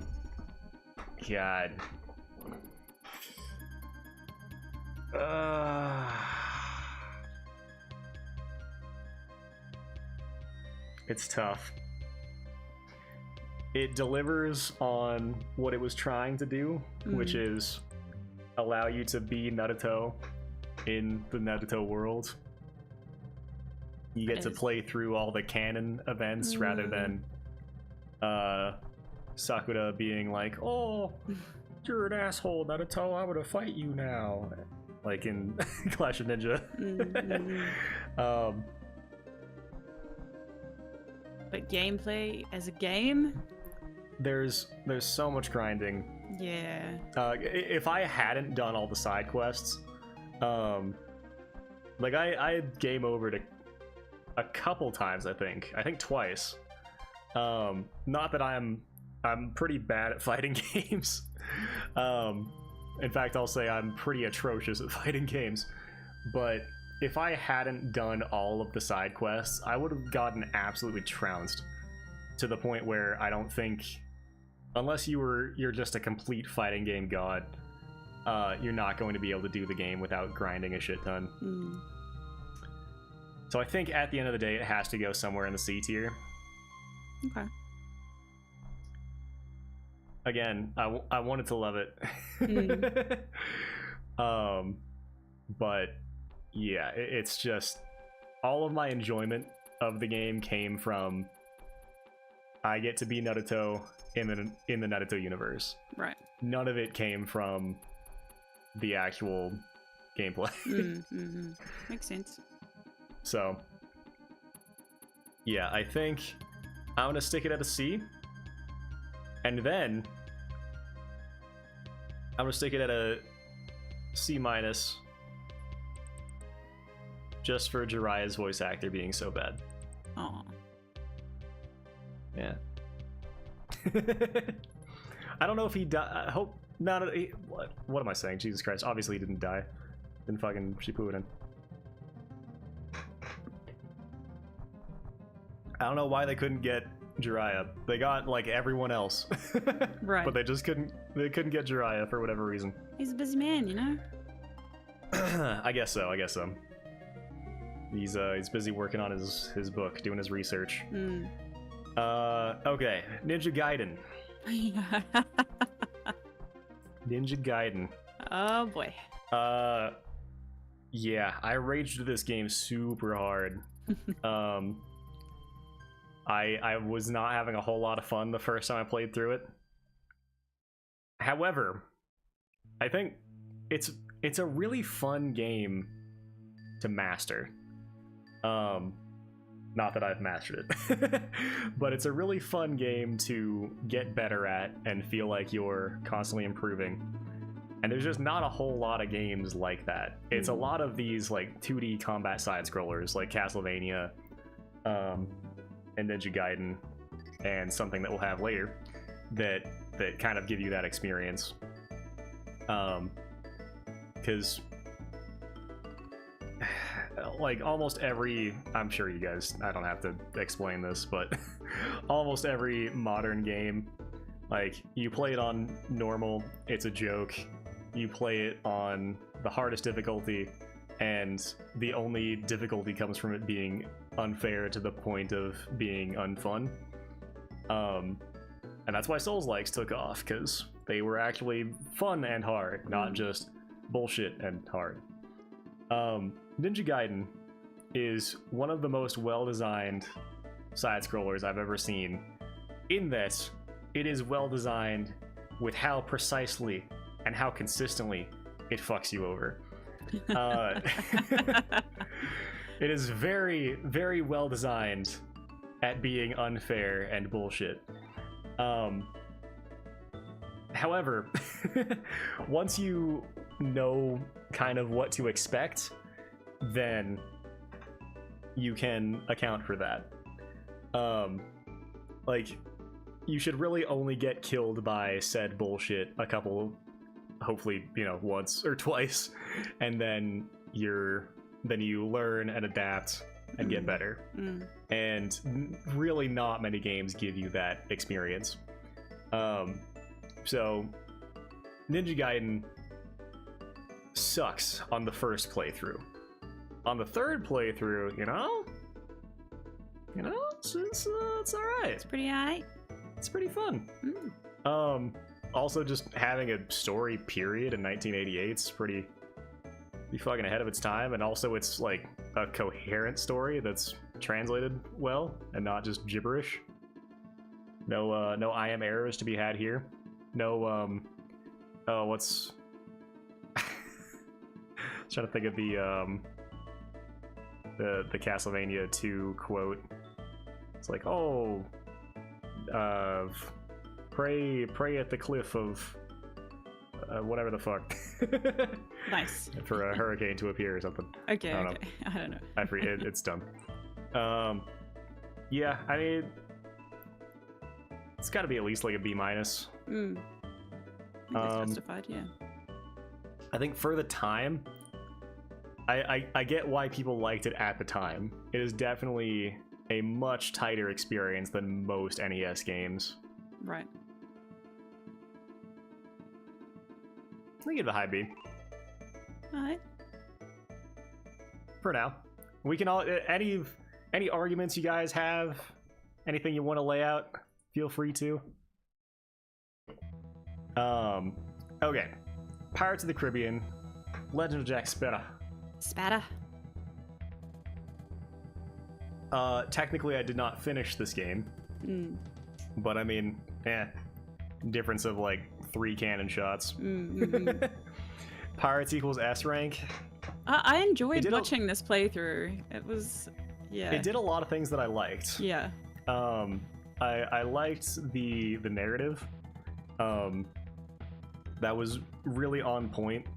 That it's just like Jack getting himself into trouble as always, and talking himself out of it, and just telling like I love that the entire story was just him about to be hanged, and then telling a really crazy story about how to get people on his side. Yeah. Like that's literally like the embodiment of Jack Sparrow as a character put into the narrative of a video game. And that also allowed for a lot of really cool level design. On the other hand, boring as fuck game to play. Like super tedious. No depth to the combat whatsoever, like negative depth. Super prone to dominant strategy. And my fucking god, the final boss rush and that whole just final level is just completely busted.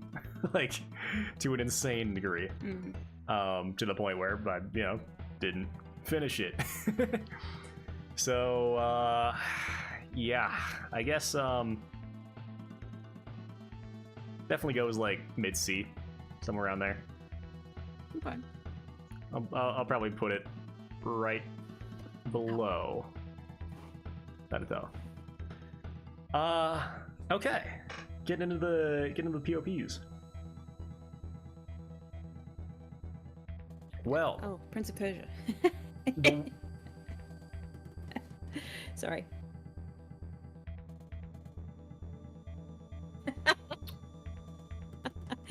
You know what I just realized as well? I did not put Prince of Persia on my ranking list. What a fuck. I know. What the fuck? So where, pray tell, would it go on your ranking list? On my ranking list? Let's have a look. She put Deus Ex in D tier, by the way. Hey. I'm just saying. I didn't put it in the D tier. Well, I did. It was trash. I think I put... Yeah, that's a tough one for Prince of Persia.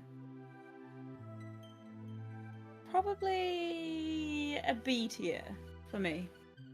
A B tier. A B tier. So what did you like it? What did you like about it, and what did you not like about it? I liked the how you had to do it a couple of times to get good at it and figure out the level. Like, I liked the challenge of that. Yeah, that's another example of a game that, like, you really feel yourself getting better at over the course of the game. You do, and that's a great feeling to have, is improvement. And you can see the literal improvement because you get further. I hated the music. Yeah. The game has a pretty significant amount of music, but it doesn't pace it out properly. No. No. Because I think they wanted to have one track for each, like, level palette. But that led to, like, there are 4 or 5, I think 4 levels that have the same track. Yeah. And 3 of them are front loaded. Yeah. So yeah. That music they really should have paced out the music a lot better. For sure. Yeah, I found that irritating, so I had to mute it and play my own music. Yeah. I believe you can turn the music off. Yeah, I mean, it's fine. I turned it off anyway. Yeah. But you do need the sound effects to play the game. True, yeah. Yeah, I think there's an option to turn it off. Right. But yeah, Prince of Persia, it's super tightly designed. It is. Really fun to just progress and continually get better. It's essentially the grandfather of speedrunning. Like, it was the first game you had to actually learn how to speedrun, essentially. So that's pretty cool. We can a lot of never mind. Never fucking mind. Certain demographics of people owe a lot to that game for that. And yeah, the cutscenes are awesome. And for sure, they were pretty cool.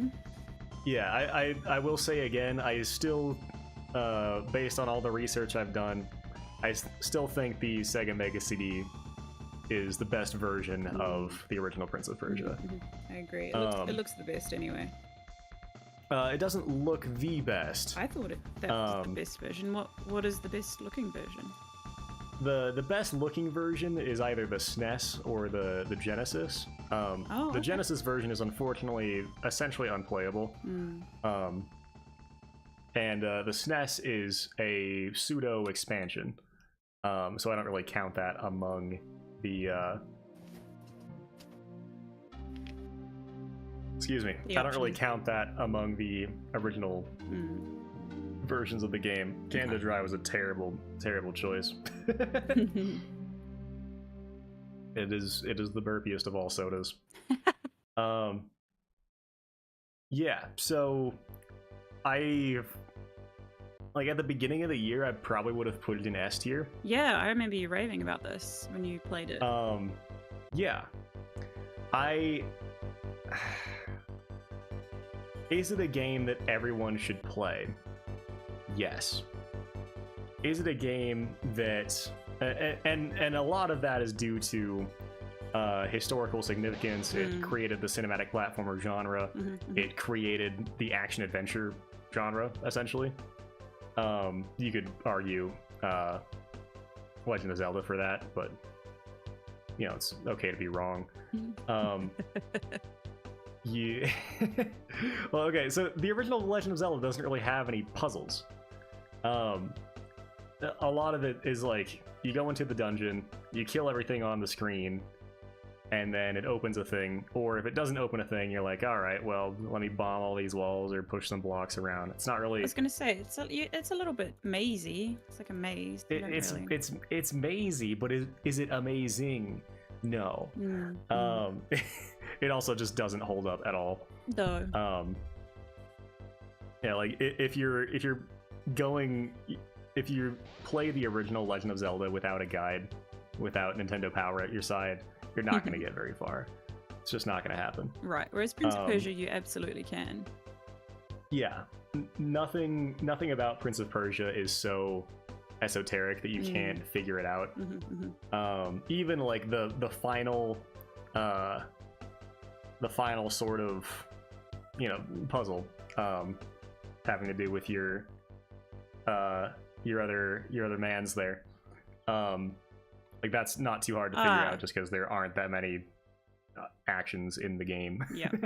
So yeah, it doesn't, like, none of the puzzles are as esoteric as something like, I don't know, Prince of Persia 2, for example.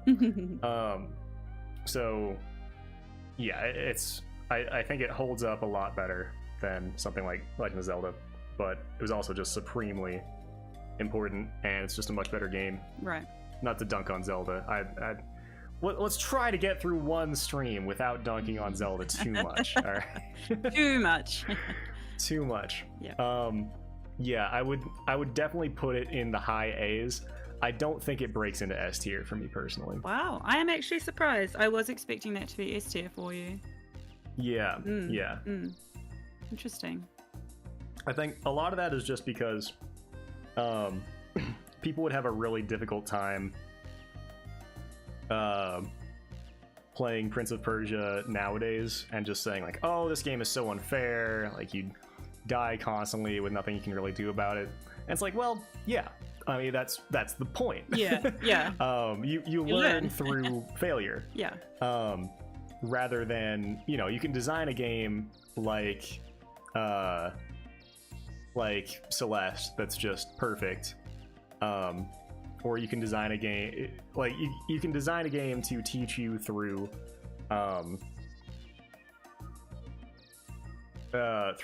pitch perfect design, but that's very difficult to do, and it only works for a very strict subset of players.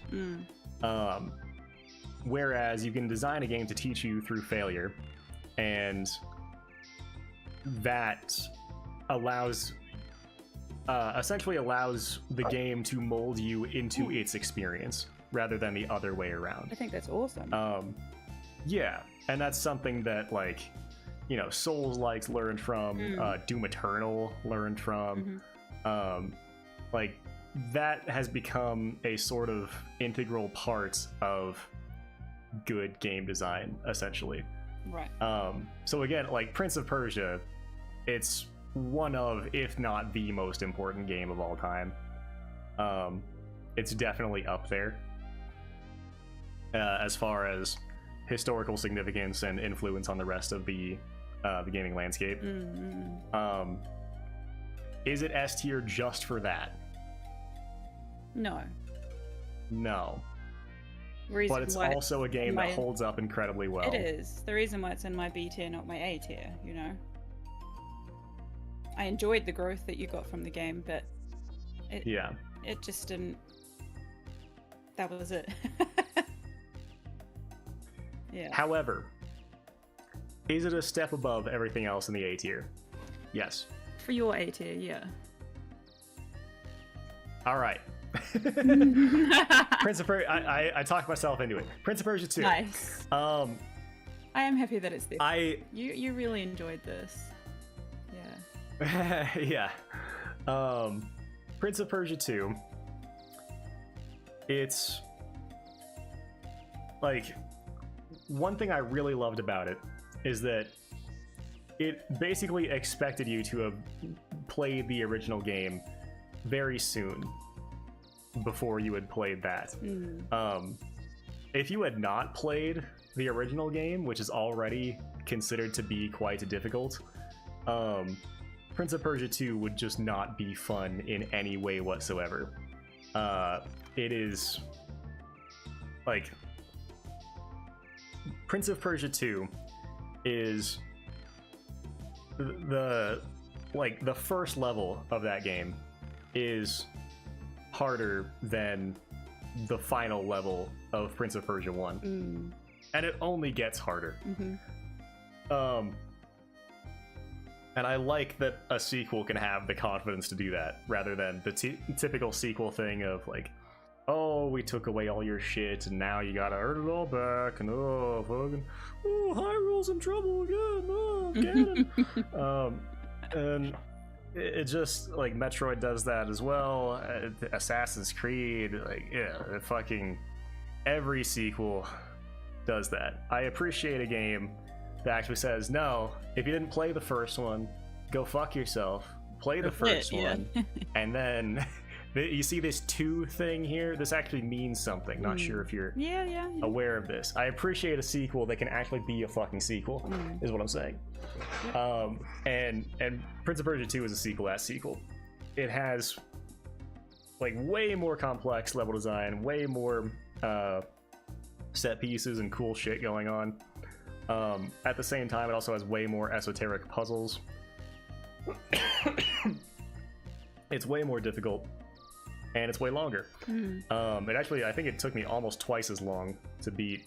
I think it was the original Prince of Persia took me 8 hours, and then that one took me 14. I want to say. Goddamn. Yeah. Now, part of that was because I was playing on the original Xbox, and I did confirm. Actually, Breath of the Wild is 100 on Metacritic.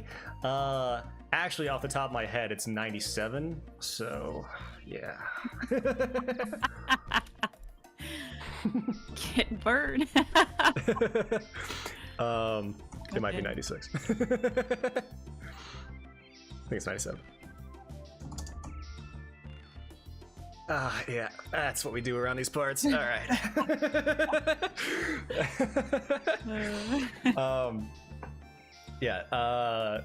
So I had a lot more trouble with, in particular, the combat, but also just the jumping controls.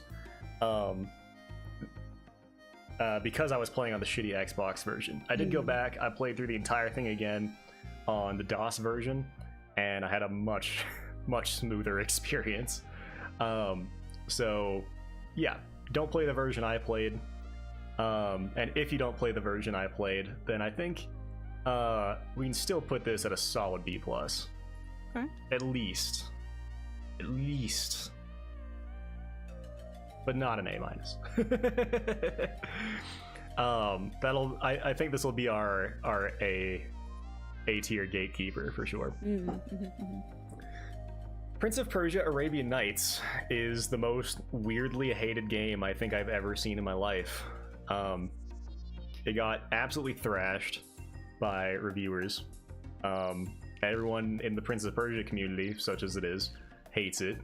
And fucking God knows why, man.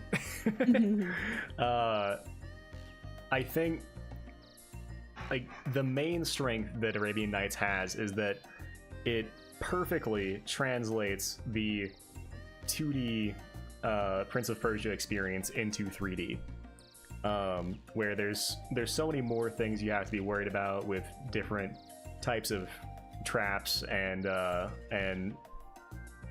like difficult 3D platforming. But like the controls are great. It has a good difficulty curve.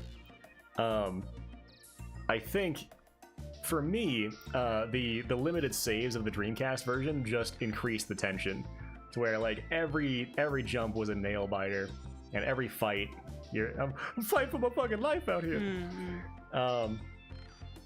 Yeah, if I was playing on the PC version, which has quick saving, I don't think I would have liked it as much, frankly. Even though that would have led to less frustration, it also would have led to less fun.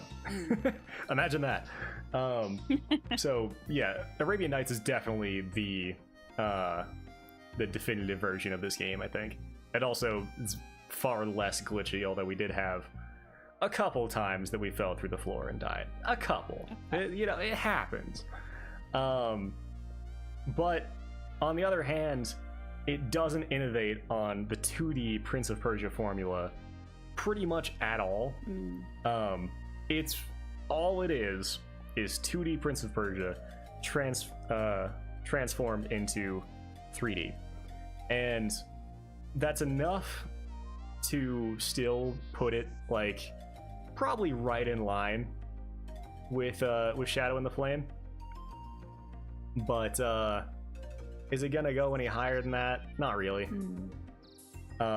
It really didn't do anything to push the series forward at all. However, it's not a fucking Tomb Raider clone. Tomb Raider is a Prince of Persia clone. Fucking idiots. Okay. So, Sands of Time is probably gonna be my hot take of the of this entire list. I think Sands of Time is one of the most overrated games I've ever played. Wow. And I've played the Uncharted trilogy, the Crash Bandicoot trilogy, and the Jak and Daxter trilogy. The game that killed your Xbox. That was Warrior Within. And actually, I finished out Men of Valor on the Xbox. I've been playing some Medal of Honor, and I just played Rocky Legends for a while. Did the whole Ivan Drago campaign. It appears to just be fixed for the moment. I don't want to touch it. I don't want to breathe on it. Let's not but talk it appears about to it. be okay. We won't even talk about it. It might hear us. Yeah. Don't tell Sahil he's going to beg me to play Warrior Within and finish it. Yeah, but thankfully it appears to be okay for the time being. So, Sands of Time. The story sucks. I can get into for a long time why it sucks, but I think you can look at it with any critical view and determine that. The combat is incredibly frustrating. The AI is utterly broken. The combat suffers from dominant strategy. One of the most baffling game design decisions in the history of this medium was made when they decided to reset the amount of time that you can rewind when you absorb an enemy, breaking the entire back of the combat system. On top of that, the enemies are designed such that they will only attack you when you're going for one of those moves, so you have to create a whole lot of separation so that you don't get hit so you don't get hit the literal one time that you can't rewind time to get unhit, which is the entire fucking point of the rewinding time system. The platforming is painfully basic. There was not one platforming section where I had to open my fucking eyeballs to to accomplish what I was trying to accomplish. When you have a time rewind system, you can have really complex strings of platforming that you have to take multiple attempts at, but they didn't do that. It's absurdly basic. It's painful. None of the platforming in this game is interesting at all, and most of it is, it's not on rails, but it's like semi on rails, right? Like, you know, I walk forward, I press a button at the right time that I have a huge window for. It's you know, it's essentially a QTE. Right. Like, it's not anything more complex than that as far as the timing and inputs are concerned. Man, this game is not good. Like, almost no. I haven't even talked about the camera. Holy fuck. Like, one of the worst cameras I've ever seen, period. Wow. In a 3D game. It's consistently terrible. Yeah, it's just, this is probably one of the most overrated games I've ever played in my life.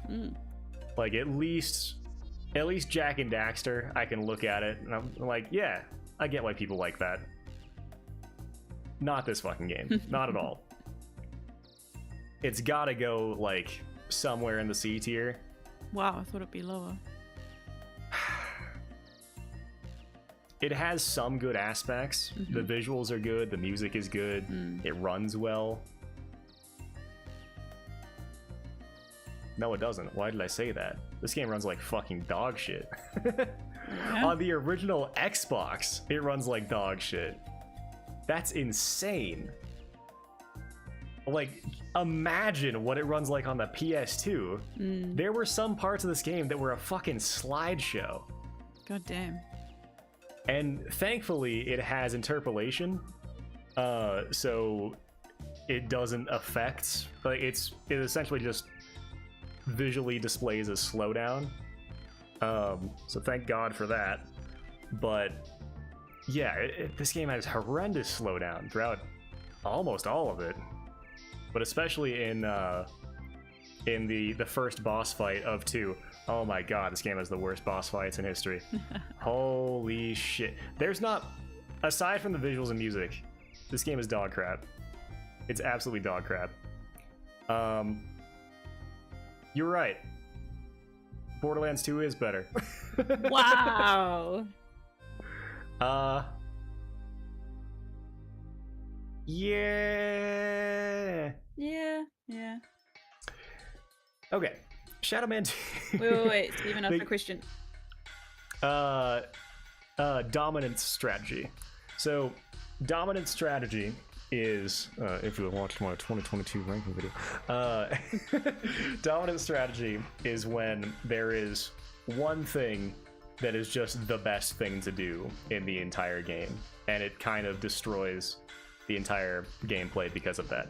So in Prince of Persia, in Sands of Time, you're essentially wasting your time if you don't vault off of someone, backslash them, and then absorb them with your sword, or your dagger rather. Right. You can do that to every enemy in the entire game except for one enemy, which you can wall vault into them and do the exact same thing. So like there's no reason to do any of the combat, and mark my fucking words, whenever you see anyone playing this game, that's what they'll be doing. Right. If they're an experienced player, that's what they'll be doing. They'll be vaulting off of someone, hitting them in the back, which knocks them down, dagger, suck them up. And then the one enemy that you have to wall vault, that's what they do. Yeah, so like the example that I always use is Skyrim. Like everyone became a stealth archer in Skyrim, not just because it was the most fun way to play the game, but also because it was by far the most effective way to play the game. So when I was talking about Robotech, the Macross Saga, the GBA game, in the 2023 ranking video, I talked about this as well, where that game has 3 modes of your robot that you can transform between.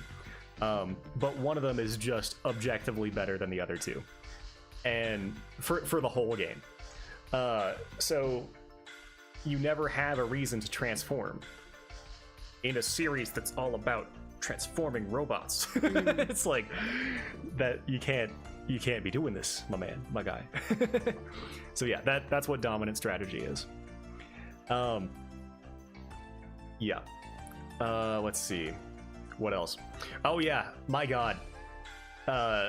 Such a fucking padded game as well. Just like I haven't seen a game throw so many fucking enemies at you since like Kingdom Hearts 1. Like it's just, they just pile on and pile on to where there were times where I thought the combat in that section was done like twice. But then it kept going. It's like the first time I think it's done, all right. It's like I start to look around and see like what I should do to progress, and then more enemies spawn. I kill those, like all right. And we start looking around to see what. Oh no, more enemies spawn. Oh god, that's annoying as hell. Yeah. No, there were combat sections that were like upwards of 3 minutes. It's not quite as bad as Kingdom Hearts, where that happens and then you walk about 8 feet and then it happens again. Yeah. And if you have to go back for anything, it happens all over again. Yeah. God damn. But it was really padded in that fashion. Yeah, I don't know, man. Anyone who likes the Sands of Time, I guarantee they haven't played it in the last 5 years. Guarantee it. Or they've just never played another game of their lives. Yeah, I felt bad that I disliked it so much. Mm. Or you know what? It wasn't even that. I felt bad that people actually think that that's a good game. It's like that's how low your bar is. Damn. That's depressing. I'm gonna put my arm around your shoulder. We're gonna walk off. We're gonna play some Ninja Gaiden was out when Sands of Time was out. All right, wait. I think it came out the next year.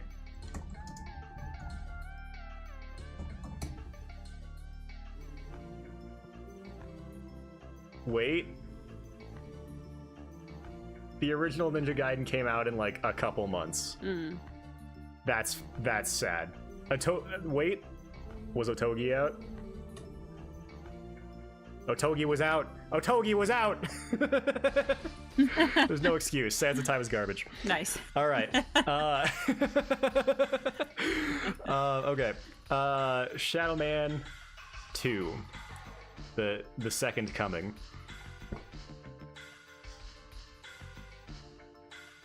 I was pausing for laughter. All right. So. All right. So, not from you specifically, just. Oh, you know, the one that can do it. Yeah, that was like my please clap moment. Yeah. So Shadow Man 2, Second Coming, drops pretty much everything that made the first game great. Like the collectathon aspect is gone. The overall horror feel, because you spend most of it in life side, is gone. The well acted and well written characters, gone. The amazing soundtrack, gone. The feeling of getting progressively stronger throughout the game. Ghetto sexy jaunty instant S tier. Jaunty?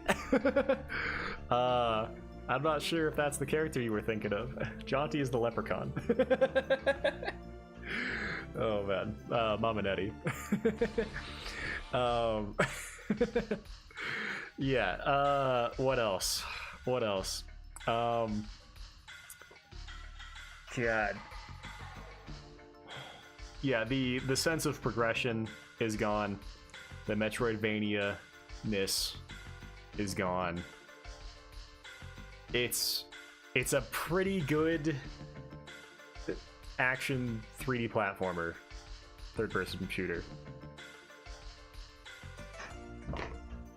B-. All right. Sniper Elite 3.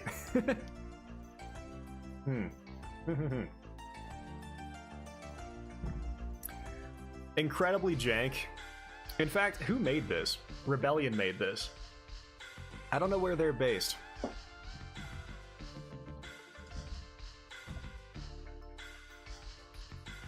Or if they're based. Britain? See, that's not the Eastern. That's not the Eurojank that I was hoping for. They don't really have an excuse. This game, similar to Gun, it feels like it's being held together with toothpicks and Scotch tape, where it feels like it's just gonna crash at any moment. Like the graphics are incredibly poor for 2015. I think is when this came out. It's also a very short game. 2014. Oh, fuck. My reputation. Oh, no! Got me right in the expert. Rebellion, I don't think, have made a single good game. Okay, well, I was going to say we'll return to that statement, but you know what? Let's check. They did make the PSP Battlefront games, which were pretty well received. I liked Sniper Elite 4. I'm not terribly familiar with them. I don't know if they made it though. I'm sorry? I liked Sniper Elite 4. It was quite good. I don't know if they made it though. I believe they did. Okay. I think they made all of them.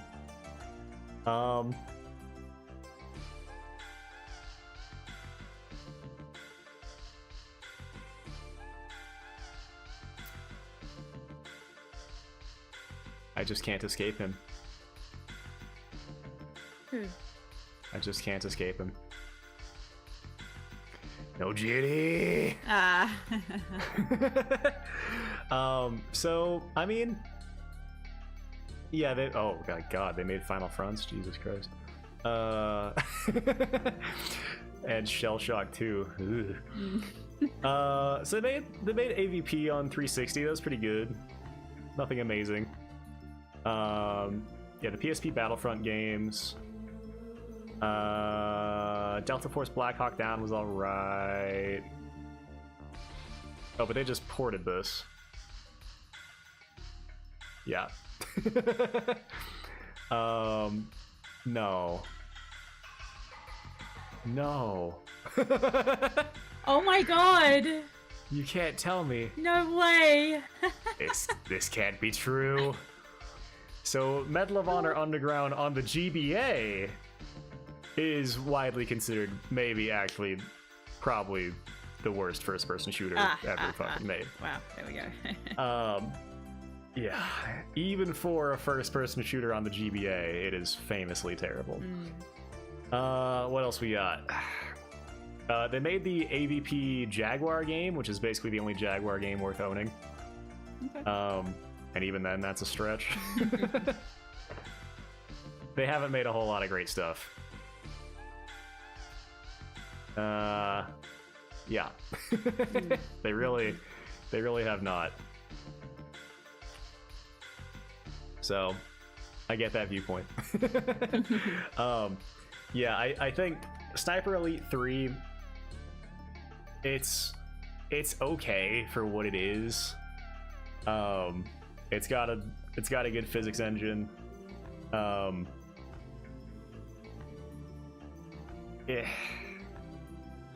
It's really short. All the missions are basically exactly the same. There are parts of it that are just utterly broken. Like the tailing mission. We failed many times just for no fucking reason at all. Okay. You have people like falling through the floor, people shooting you through walls. Jesus. Like trying to do an actual stealth run of this game would be a fucking nightmare. It's incredibly unpolished. And even if it were polished, it would still be like a B- game. So it's probably got to go bottom of the C tier, maybe top of D tier. Yeah, it's not great. I'm gonna put it at the top of D tier. Speaking of not great, man, I was super hyped going into Spider-Man Dreamcast because I've heard so many great things about it. But I should say, firstly, the game is incredibly short, under 2 hours, if you were to actually look up a long play. The game is incredibly short, and it's designed essentially like an NES game, where it's just pretty ridiculous difficulty, a lot of segments that are just unfair. In particular, the symbiote level.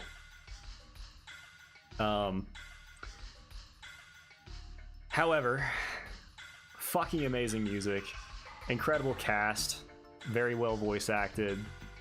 The writing is charming. It's got the Stan Lee voiceover. Nice. I love everything about it that isn't playing it. If you watch a long play of this game, fucking awesome. Just go. Here's my recommendation. Go watch a long play right. of Spider-Man on the Dreamcast. Okay. And you'll be like, bro, this shit slaps. If you actually play it, you will not have fun. Oh. Poor Steven. Yeah, I don't know if they needed more time. I don't know if it was too ambitious. But like at the end of the day, I think it has so many great aspects about it. Like some of the boss fights are playable.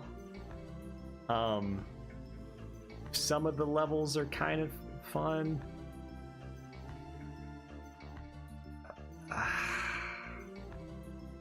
It's such a well-crafted game.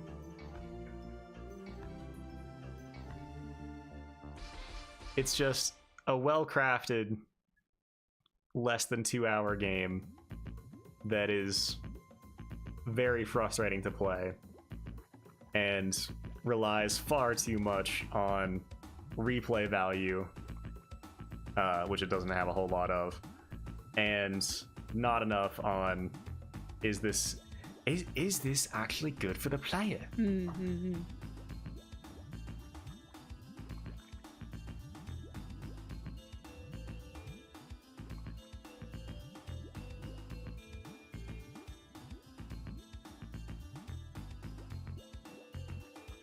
For now,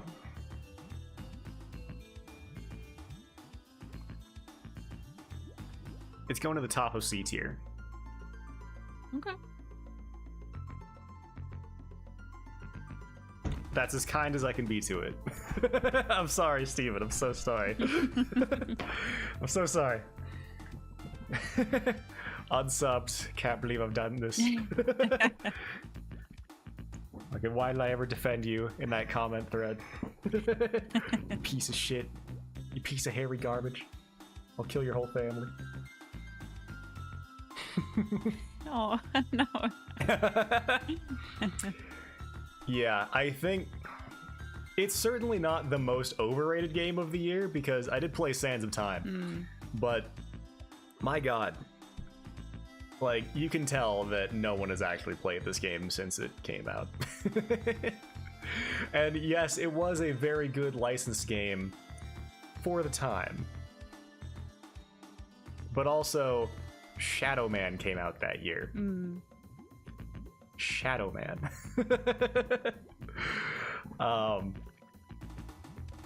Imagine not getting Shadow. Imagine being a fan of Spider-Man and Shadow Man and having read the comics and all that, and for Christmas you decide to go with Spider-Man instead of Shadow Man. How disappointed you would be. Gonna have to replay it. See, if you want... I was about to say something that maybe I shouldn't, but I mean, it kind of depends on, like, do you want to keep those beautiful childhood memories? Or do you want to play it again and realize that, oh, this isn't good? Keep the memories. It's up to you. Personally, Mr. 2000 IQ, he was going to replay the Jack trilogy because he is the one that recommended them to me in the first place, and he decided, you know, after seeing your playthroughs of them, I think I just want to keep my memories. Yeah, I would. and some games are definitely like that. Like I would always say, a good game or a good movie, a good whatever, will get better every time you experience it. A bad game or movie or whatever will get worse every time you experience it. And I think Spider-Man is definitely one of those games. I'm sorry. All right. Well, lost my most loyal fan. There he goes. Splatterhouse. Man. Splatterhouse is very similar to Ninja Gaiden in that it is not fun on the first playthrough. Similar to Ninja Gaiden, I raged at this game super hard. In fact, I probably raged at this game. I probably raged just as much at this game that it took me 2 hours to beat the first time, as I raged at Ninja Gaiden that took me 5 hours to beat the first time. The design, what version of Splatterhouse? Arcade, not the TurboGrafx. Yeah, Splatterhouse 1. So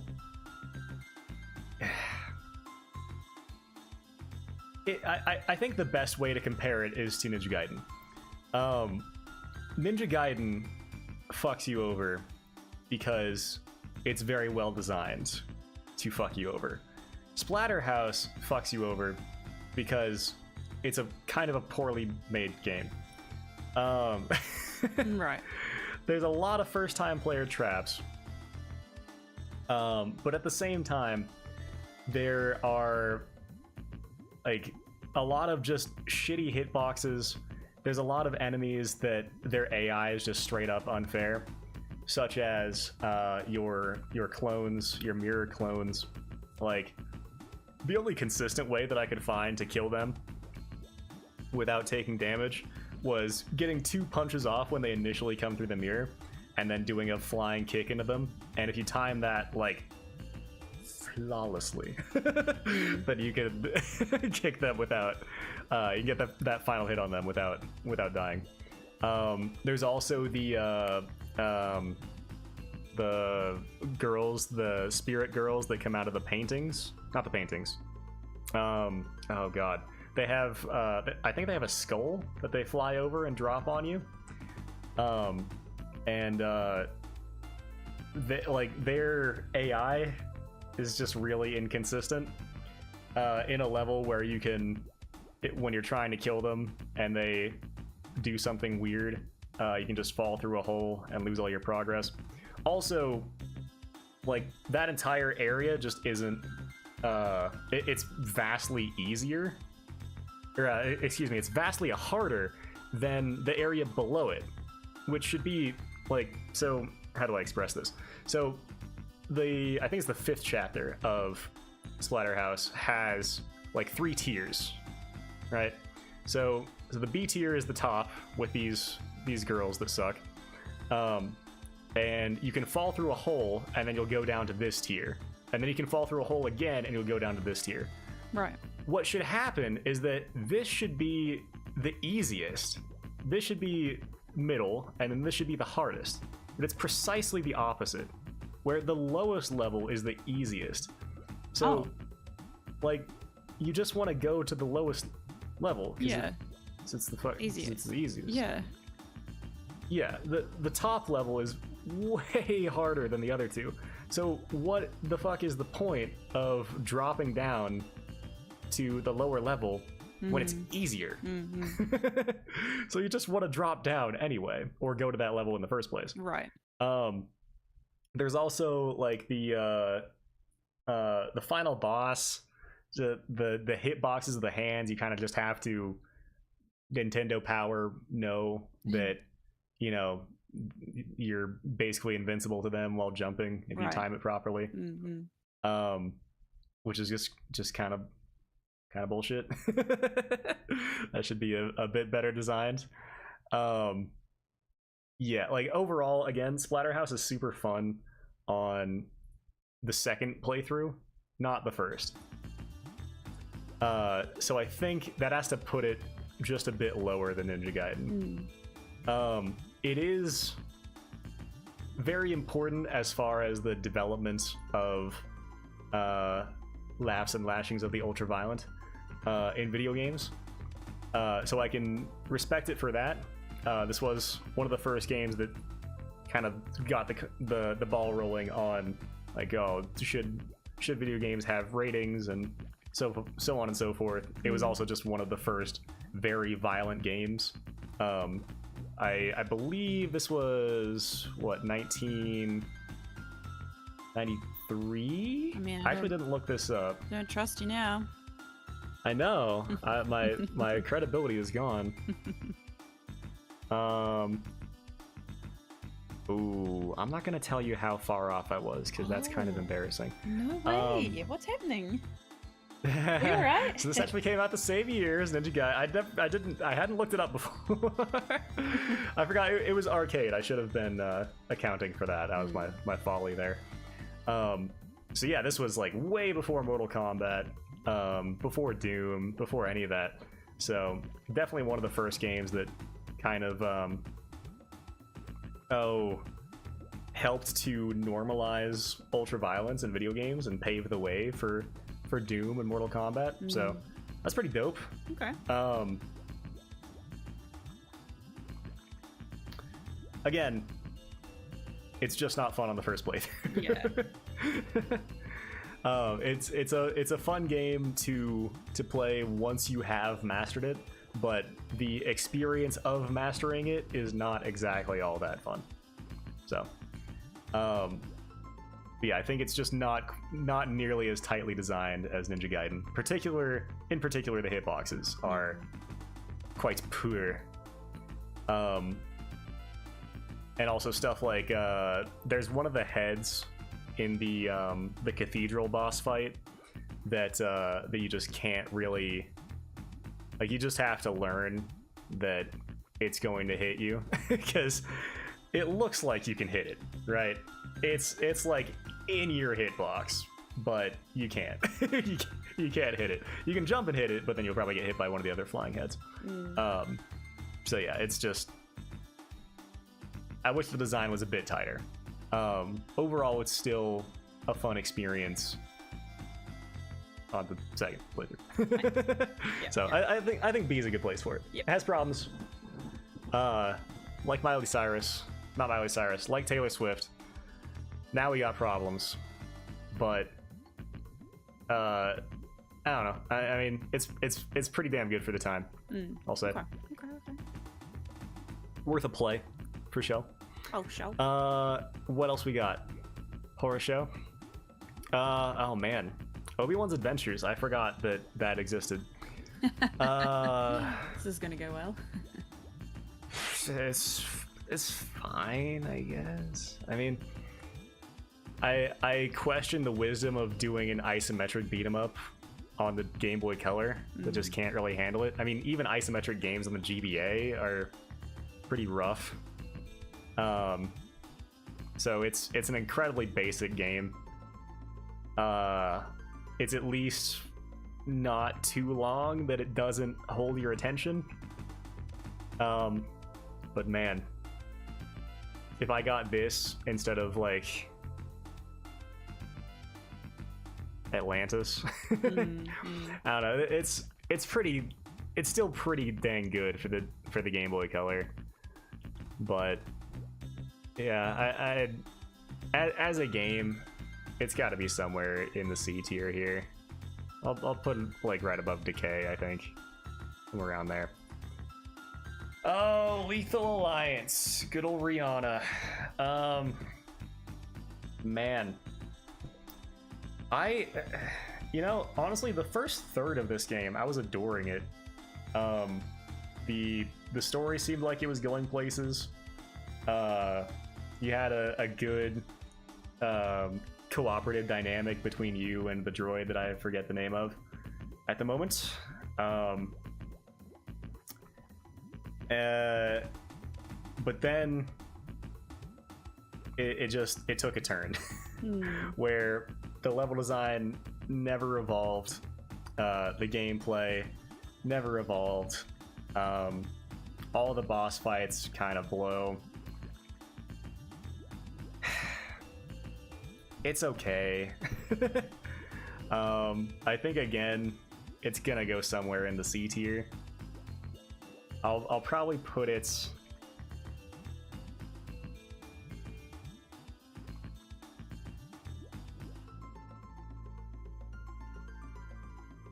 It's hard to make decisions when all I want to do is vibe to Donkey Kong Country music. We'll stick it like above Obi-Wan's Adventures for now. Star Wars Force Unleashed 2, man, super short, super buggy, just worse than the original in every way, and the original was already pretty mediocre. Still retains all the same issues as the original, except that now the plot is garbage, and there's no sexy Shock T. Ooh, yeah, that would bring it so down. Yeah, is it worse than Sands of Time? That's what I'm considering right now. I, honest to God, don't think it is. Wow. Yeah, I mean, the combat's a lot better. It's got cooler set pieces. Fucking Star Wars. It's shorter. Yeah. I mean, I'm not really including that. Okay. But yeah, I mean, Star Wars as a license, I think, is cooler than Prince of Persia to most people. That's partly because Prince of Persia just doesn't really have an identity at all. But yeah, I'd say it's like top of D tier. I don't think it breaks into C. And at the end of the day, wow, did I rank? I might have rated Borderlands too high. I think you did. Did I? Yeah. We'll consider that in a moment. We'll consider the following in a moment. So Republic Commando Order 66. This is a Java game. This is so fun to watch. You didn't know that there was you didn't know that there was a sequel to Republic Commando, did you? The sequel that everyone wanted. Can't believe you got to play It was the sequel that we deserved because Republic Commando didn't sell that well. But it's not the sequel that we needed. That's for sure. I was gonna see what the if I can even find it online. Like what the bosses were. I remember fighting Yoda and Obi-Wan at the same time, I think. So essentially what this game is, I can just pull up some gameplay for this. You are auto-firing in a like vertical scroller, so it's kind of like a shmup, actually. Yeah, at the end of the day, I mean, it's kind of a shmup. Let's see. Republic Commando Order 66 mobile. No commentary? Okay.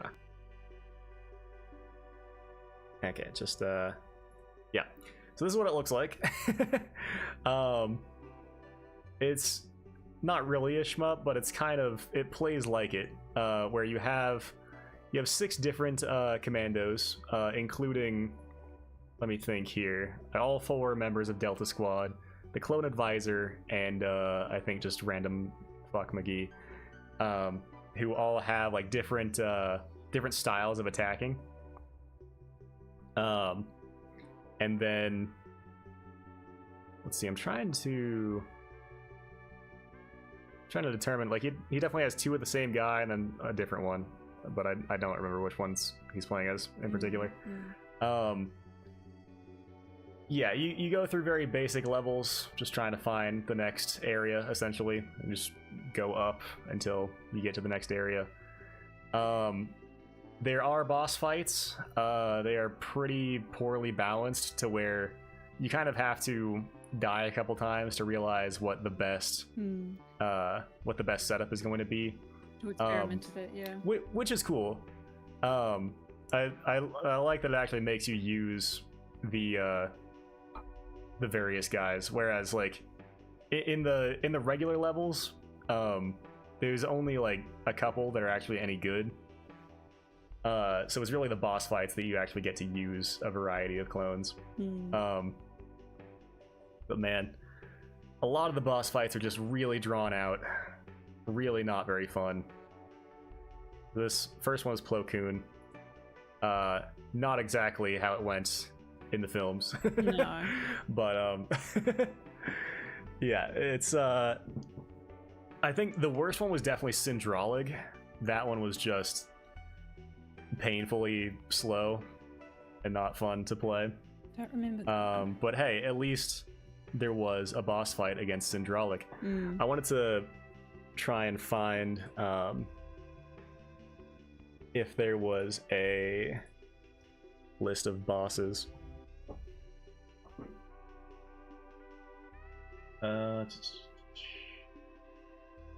Let's see.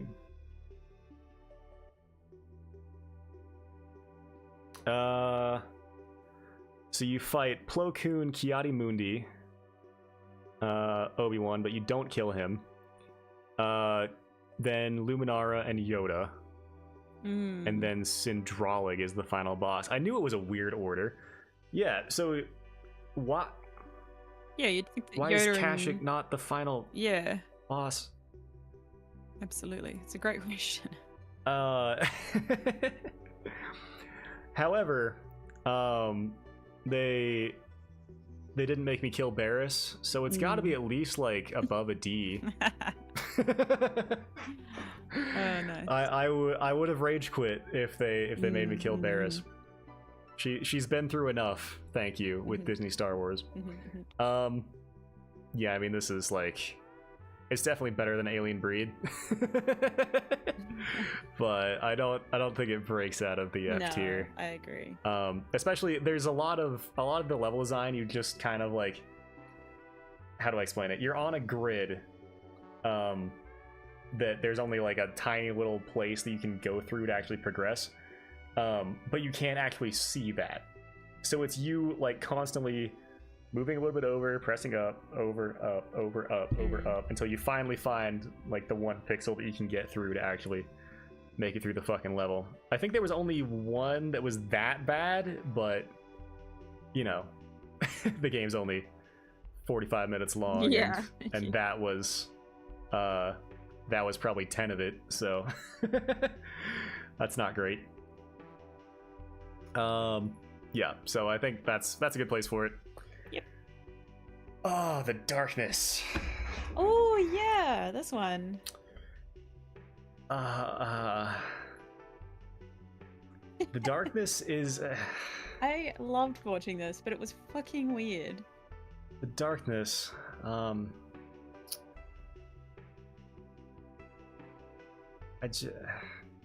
So you have the and then yes, it's a great review. But on top of that,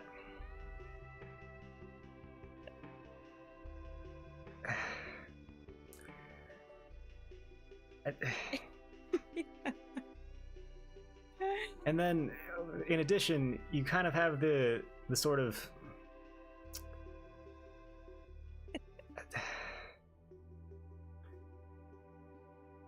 hold on, wait, hold on. We just oh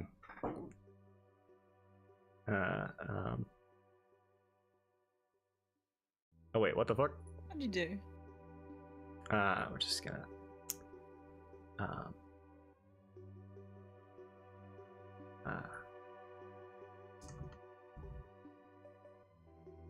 okay. There we go. I feel good about this. Same. All right. So and we'll make it. There we go. Darkness. Right. Excellent. All right. So. Awesome. Let's see. I guess I don't want people to think that this is like bad. Yeah. So yeah, the darkness tier. Okay. So X-Men the arcade game. Georgie, do you have some things to weigh in?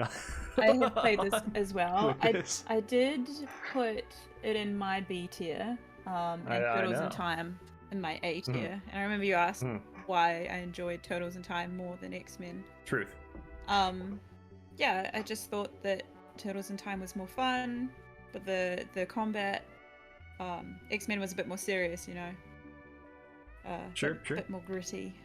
And I didn't really like the characters that much. More gritty. Yeah. Dazzler, the Dazzler. Yeah. Yeah, so and we talked about this on Friday.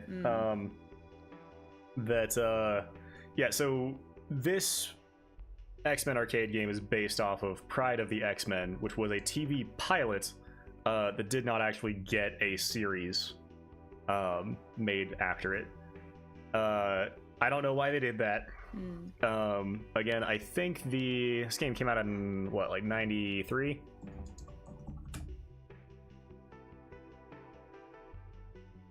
Did it? My dude, what? Are you all right? Someone call the doctor. My God. I think I'm having a stroke. I think you're having a stroke. Oh my God. Get this man to a hospital. Yeah. So when did the X-Men animated series come out? Dude, what's wrong? Okay. So yeah, it was before, predated the X-Men animated series, so they couldn't have based it off of that. But again, Pride of the X-Men means that they had to have, I believe, what are the characters in this game? It's Storm, Cyclops, yeah, the middle guy, Colossus, Wolverine. Oh yeah, Wolverine was fun.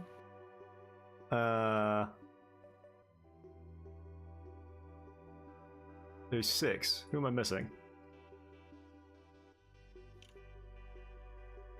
Who am I missing? Oh, no, you got Cyclops. Nightcrawler, yeah. And Dazzler. So yeah, because this was Pride of the X-Men, they had to have Dazzler. And I think that, like, I would rather they didn't have a 6th character than have Dazzler. 100%.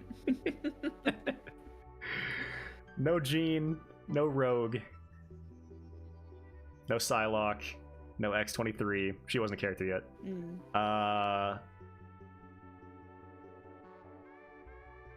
What are we doing here, boys? Like, on the other hand, it's absolutely gorgeous. And no Kitty. I don't even think we see Kitty in the game. So fucking beat that has to lower it a tier. Yeah. However, it's gorgeously animated. You have special moves, which is nice. I like that. Yeah. The enemy design is very fair. Even more so than Turtles in Time, I'd say.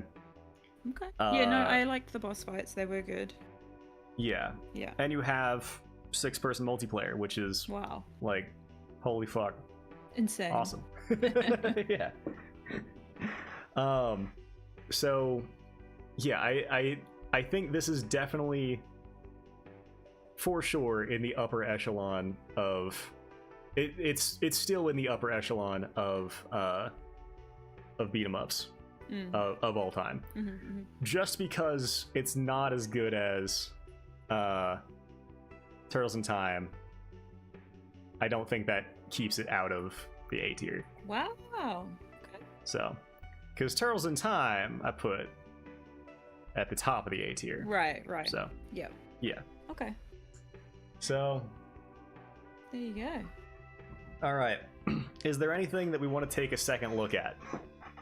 Borderlands 2. Okay, Borderlands 2? Done.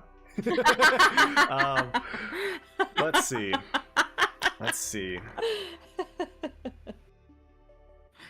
Awesome. I would be willing to put Borderlands 2 above, like, Drakken's Demise. I think that's pretty fair. Yeah. Yeah.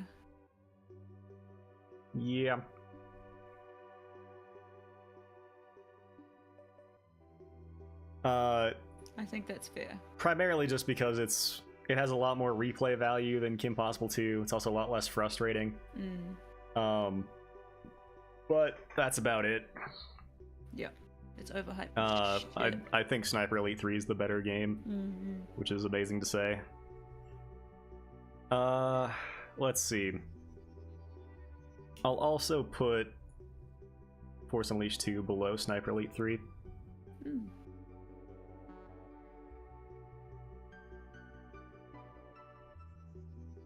Yeah, I'm okay with that. Yep. Let's see. Sands of Time, I'm thinking about moving down.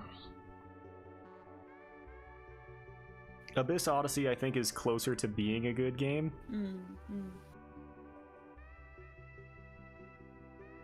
But also, it has the same strengths and weaknesses as Sands of Time, where the plot is nothing, the gameplay sucks, it doesn't run poorly, yeah, no, but it's also a lot shorter and not overhyped. I'll keep Sands of Time where it is.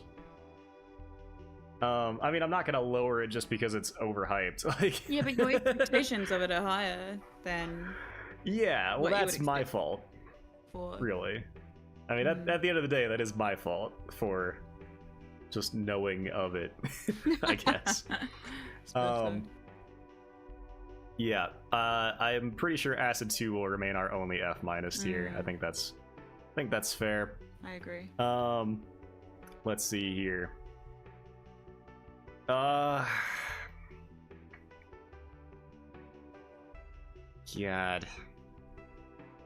You know, I'm happy with that. So moving up to our C tier. Let's see. No,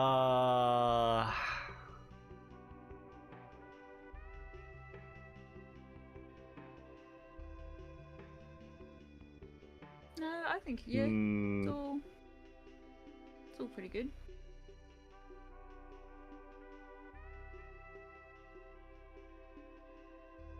Those are very incomparable games. That's difficult. Keep them where they are for now, I think. Let's see. I mean, Decay. Considering the hardware,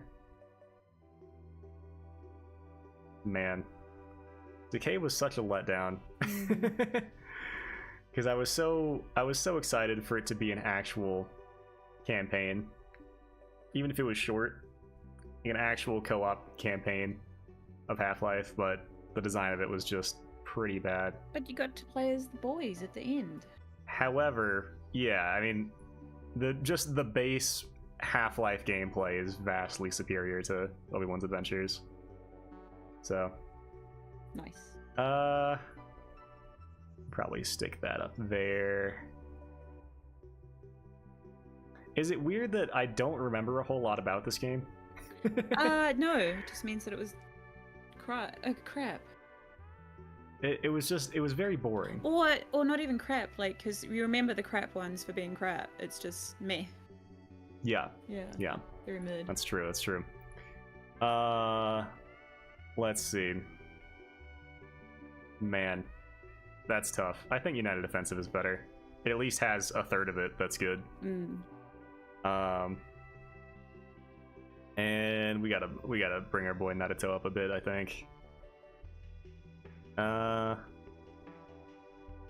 can go like there.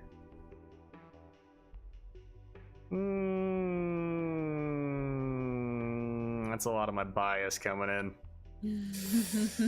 A lot of my bias coming in, indeed. It really is. Very little Onko in this game. Because you wanted it to be better, but it's just not. Yeah. I think someone would have a lot more fun playing Half-Life Decay. Maybe even Impossible 3. I think that's a better place for it. Alright. Let's see. Pirates, we can bring up a bit.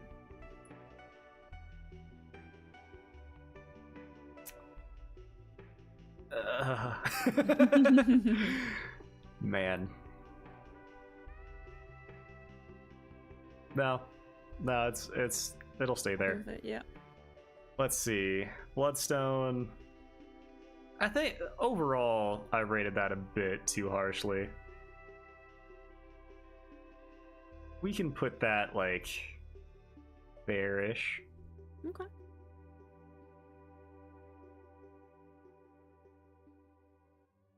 Yeah.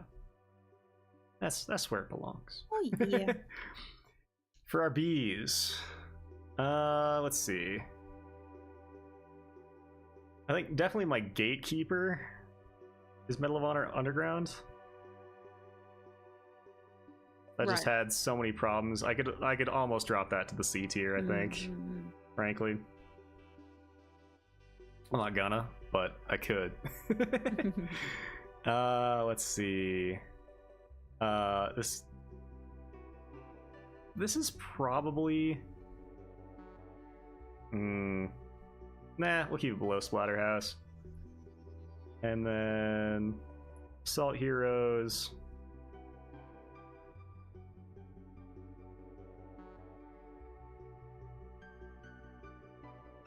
Blue Shift can definitely come up. Go into like here.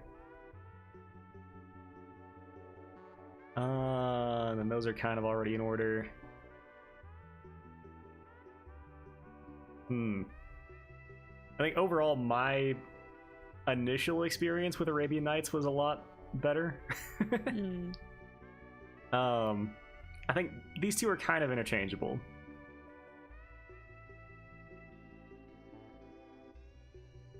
They are almost the same game. It's amazing to say. They are almost the same game. I feel like Arabian Nights is a much more niche experience. Like, how many games are there that are like Arabian Nights? How many games are just cinematic 3D platformers generally that are actually really focused on movement? Not a whole lot. Not a lot, no. So I feel like that puts it a step above. And we got Ninja Gaiden as our gatekeeper. That's good. Let's see. Oh, am I changing anything here?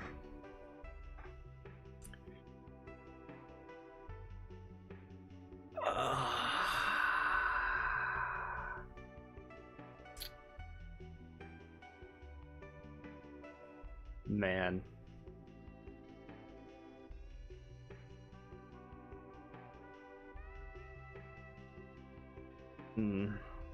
What are you tossing up between? What are you struggling with? Broforce and Goof Troop at the moment.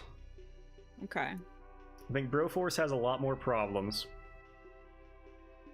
But it's also longer, it's got a lot more content. It does, 100%. But Goof Troop is fun as hail. It is. I'd say the charm factor, Goof Troop wins out on a bit. Broforce also has a lot of charm. Okay, yeah, I can't comment on that because I've not played it. Man. Man, oh man. Yeah.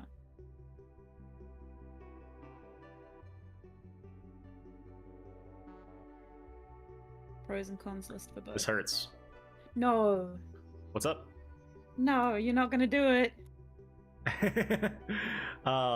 No, just the decision hurts. I haven't decided yet. Okay. Okay, let's start with is Goof Troop better than the Arkham games? I'm gonna say no. No, I don't think so. Even though I haven't played them, I think I'm gonna say no. Okay. Yeah. Well, now we're back to this decision. God fucking. It is. It gets tough once you get here. Yeah. X-Men's my gatekeeper. I think we can move Jackal down here. So how about this? How about this instead? Man. Goof Troop. I'd give it to Opposing Force. Oop. What? Let's see.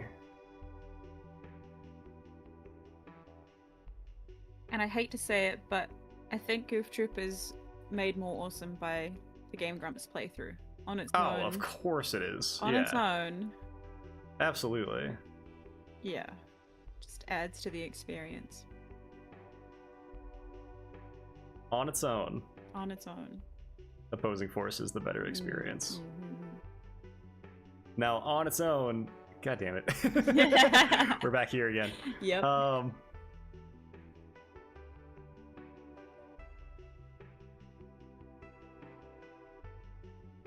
On its own, don't do it. Broforce is probably the better experience. Don't do it. No, my Goof.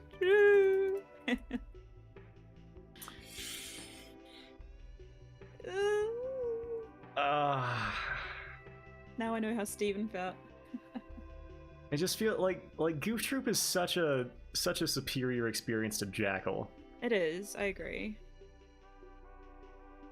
And Broforce does have a lot of problems.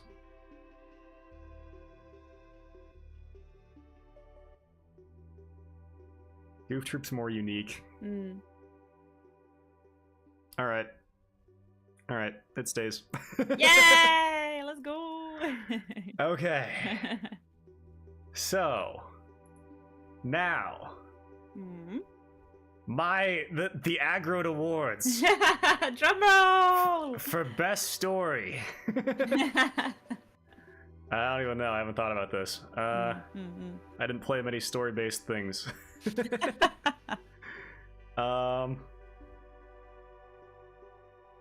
Man.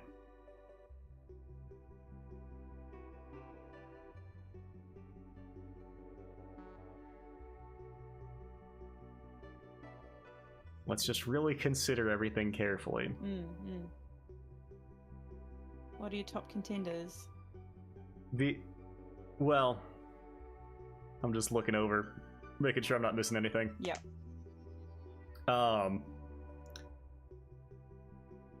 Because it's between 3 games, and I think it's pretty obvious what they are. Okay. The Aggroed Award for Best Story. Drumroll! Goes to Life is Strange: True Colors. Wow. Because Batman Arkham, while I think the developers have a really strong understanding of the characters, they're very faithful to the comics.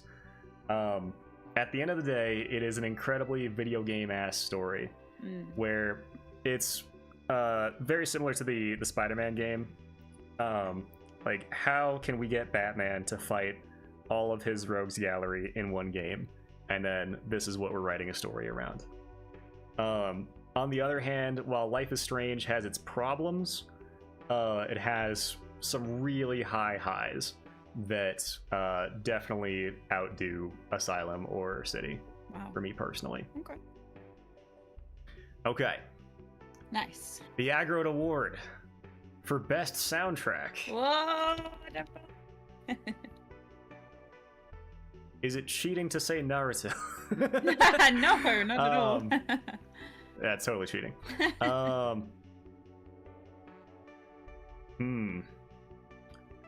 I mean, X-Men's is pretty good, but I mean, it's like... I do not remember X-Men's. Really? Yeah. Okay.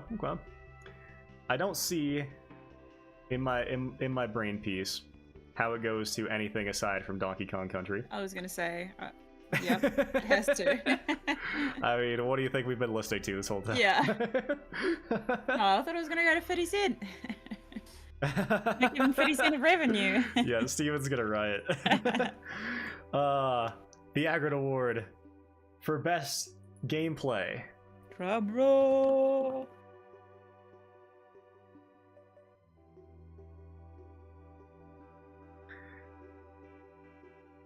As good as Donkey Kong Country is, Half-Life is better. Yeah. They're both nearly perfectly designed games. But Half-Life is more ambitious. It does more with what it had to work with. I mean, I don't know. They are both 2 of the absolute peak of their genre as far as gameplay is concerned. Yep.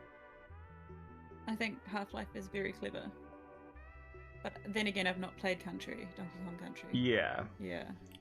It's very, very close, but I think Half-Life has to take it. Yeah, I would agree. The Aggregate Award for Best Mechanic goes to the curse button in 50 Cent. Duh. Did you think that it would be anything else? Oh, awesome. Man. All right. The most overrated game. The Aggregate Award for the most overrated game, also called the Normie Trash Award, goes to... I mean, it's Prince of Persia Sense. Yeah, right? Yeah. No drama for that. We know that. Yeah, I think, like...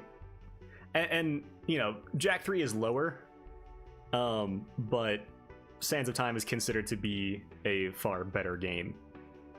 So, yeah, Jak 3 is not in the best games of all time conversation, nor is A Plague Tale Innocence. So as far as overrated goes, it has to go to Sands of Time. Nice. The Aggregate Award for the most underrated game. Drumroll. Also known as the Sleeper Hit game.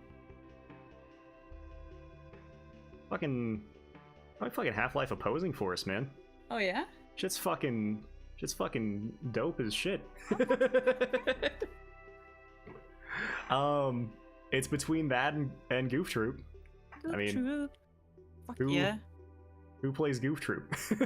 Oh, Jackal. Yeah, well, okay, so Jackal is a lot more well-known than Goof Troop. Oh, it was? Okay. Yeah, Jackal is remembered fondly, at the very least. Okay. You ask someone if they want to play Goof Troop on SNES, and they're like, what? The fuck is wrong with you?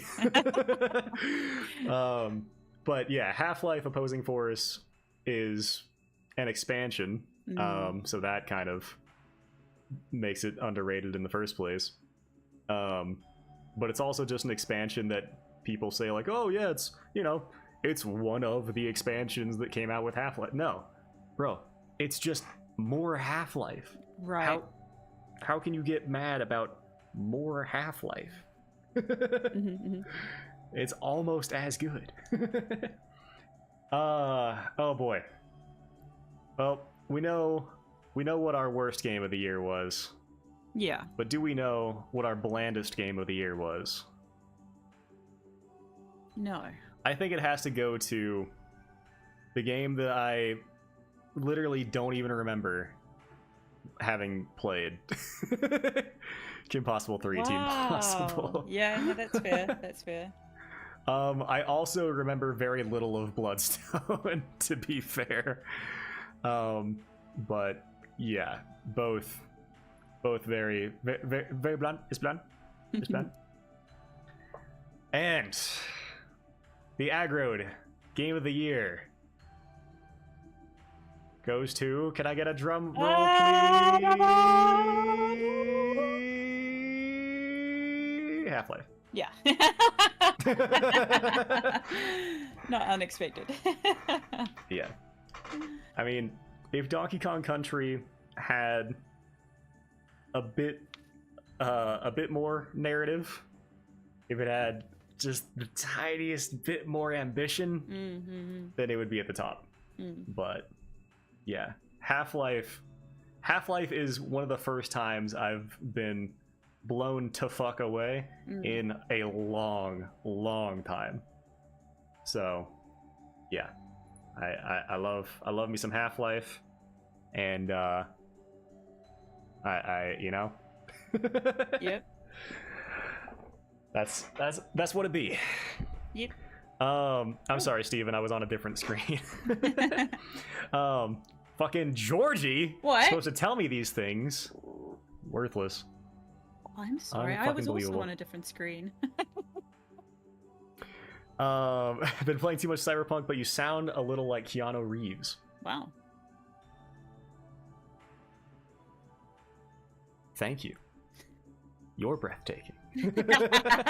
Have to sleep now. It's been a pleasure. Good evening. Thanks for the great content. Georgie? Yeah?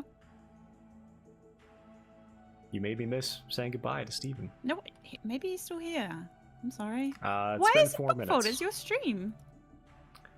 Because you're supposed to be my wing person. Okay, all right. Maybe we should have talked about this. You're supposed to be my person who tells me the information.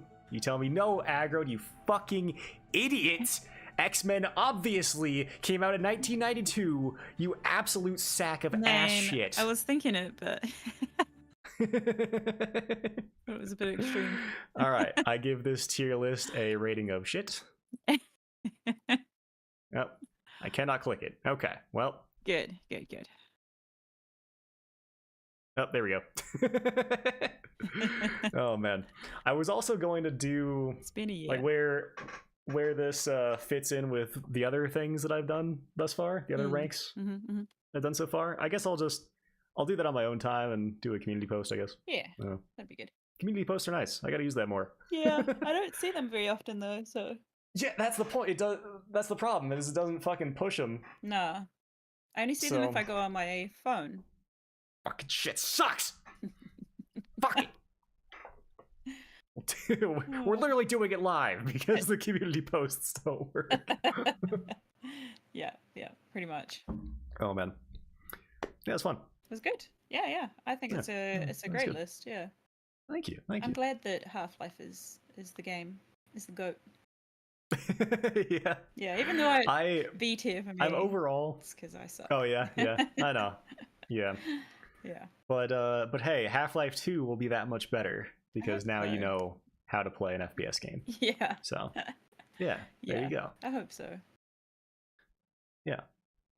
And I think I forgot to put the darkness in an actual tier, but I think it'll just be in the darkness tier. Yeah, down in the darkness. Yeah.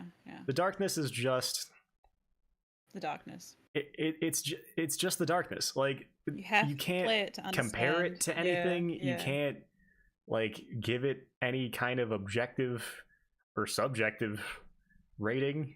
It's just like it's like Eco, you know? You just gotta play it, then you'll understand why it's in the darkness tier. Yeah. It is a strange but wonderful game. It is very, very strange indeed. How long did we sit just watching cartoons? Like an hour? Yeah! If not longer.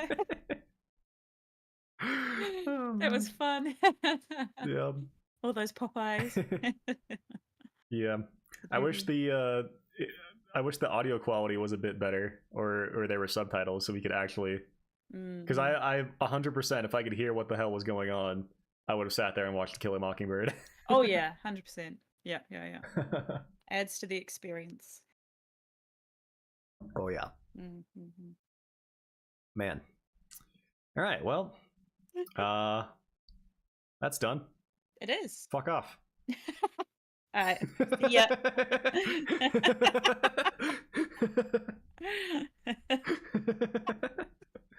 Oh man. Yeah, I honestly I did not play a whole lot on my own time this year. It was mostly just like short little games that I could complete in a single sitting. So I definitely want to get back to playing a lot more stuff on my own time. Yeah. And I'll try to break 50 this next year and have an RPG or a visual novel.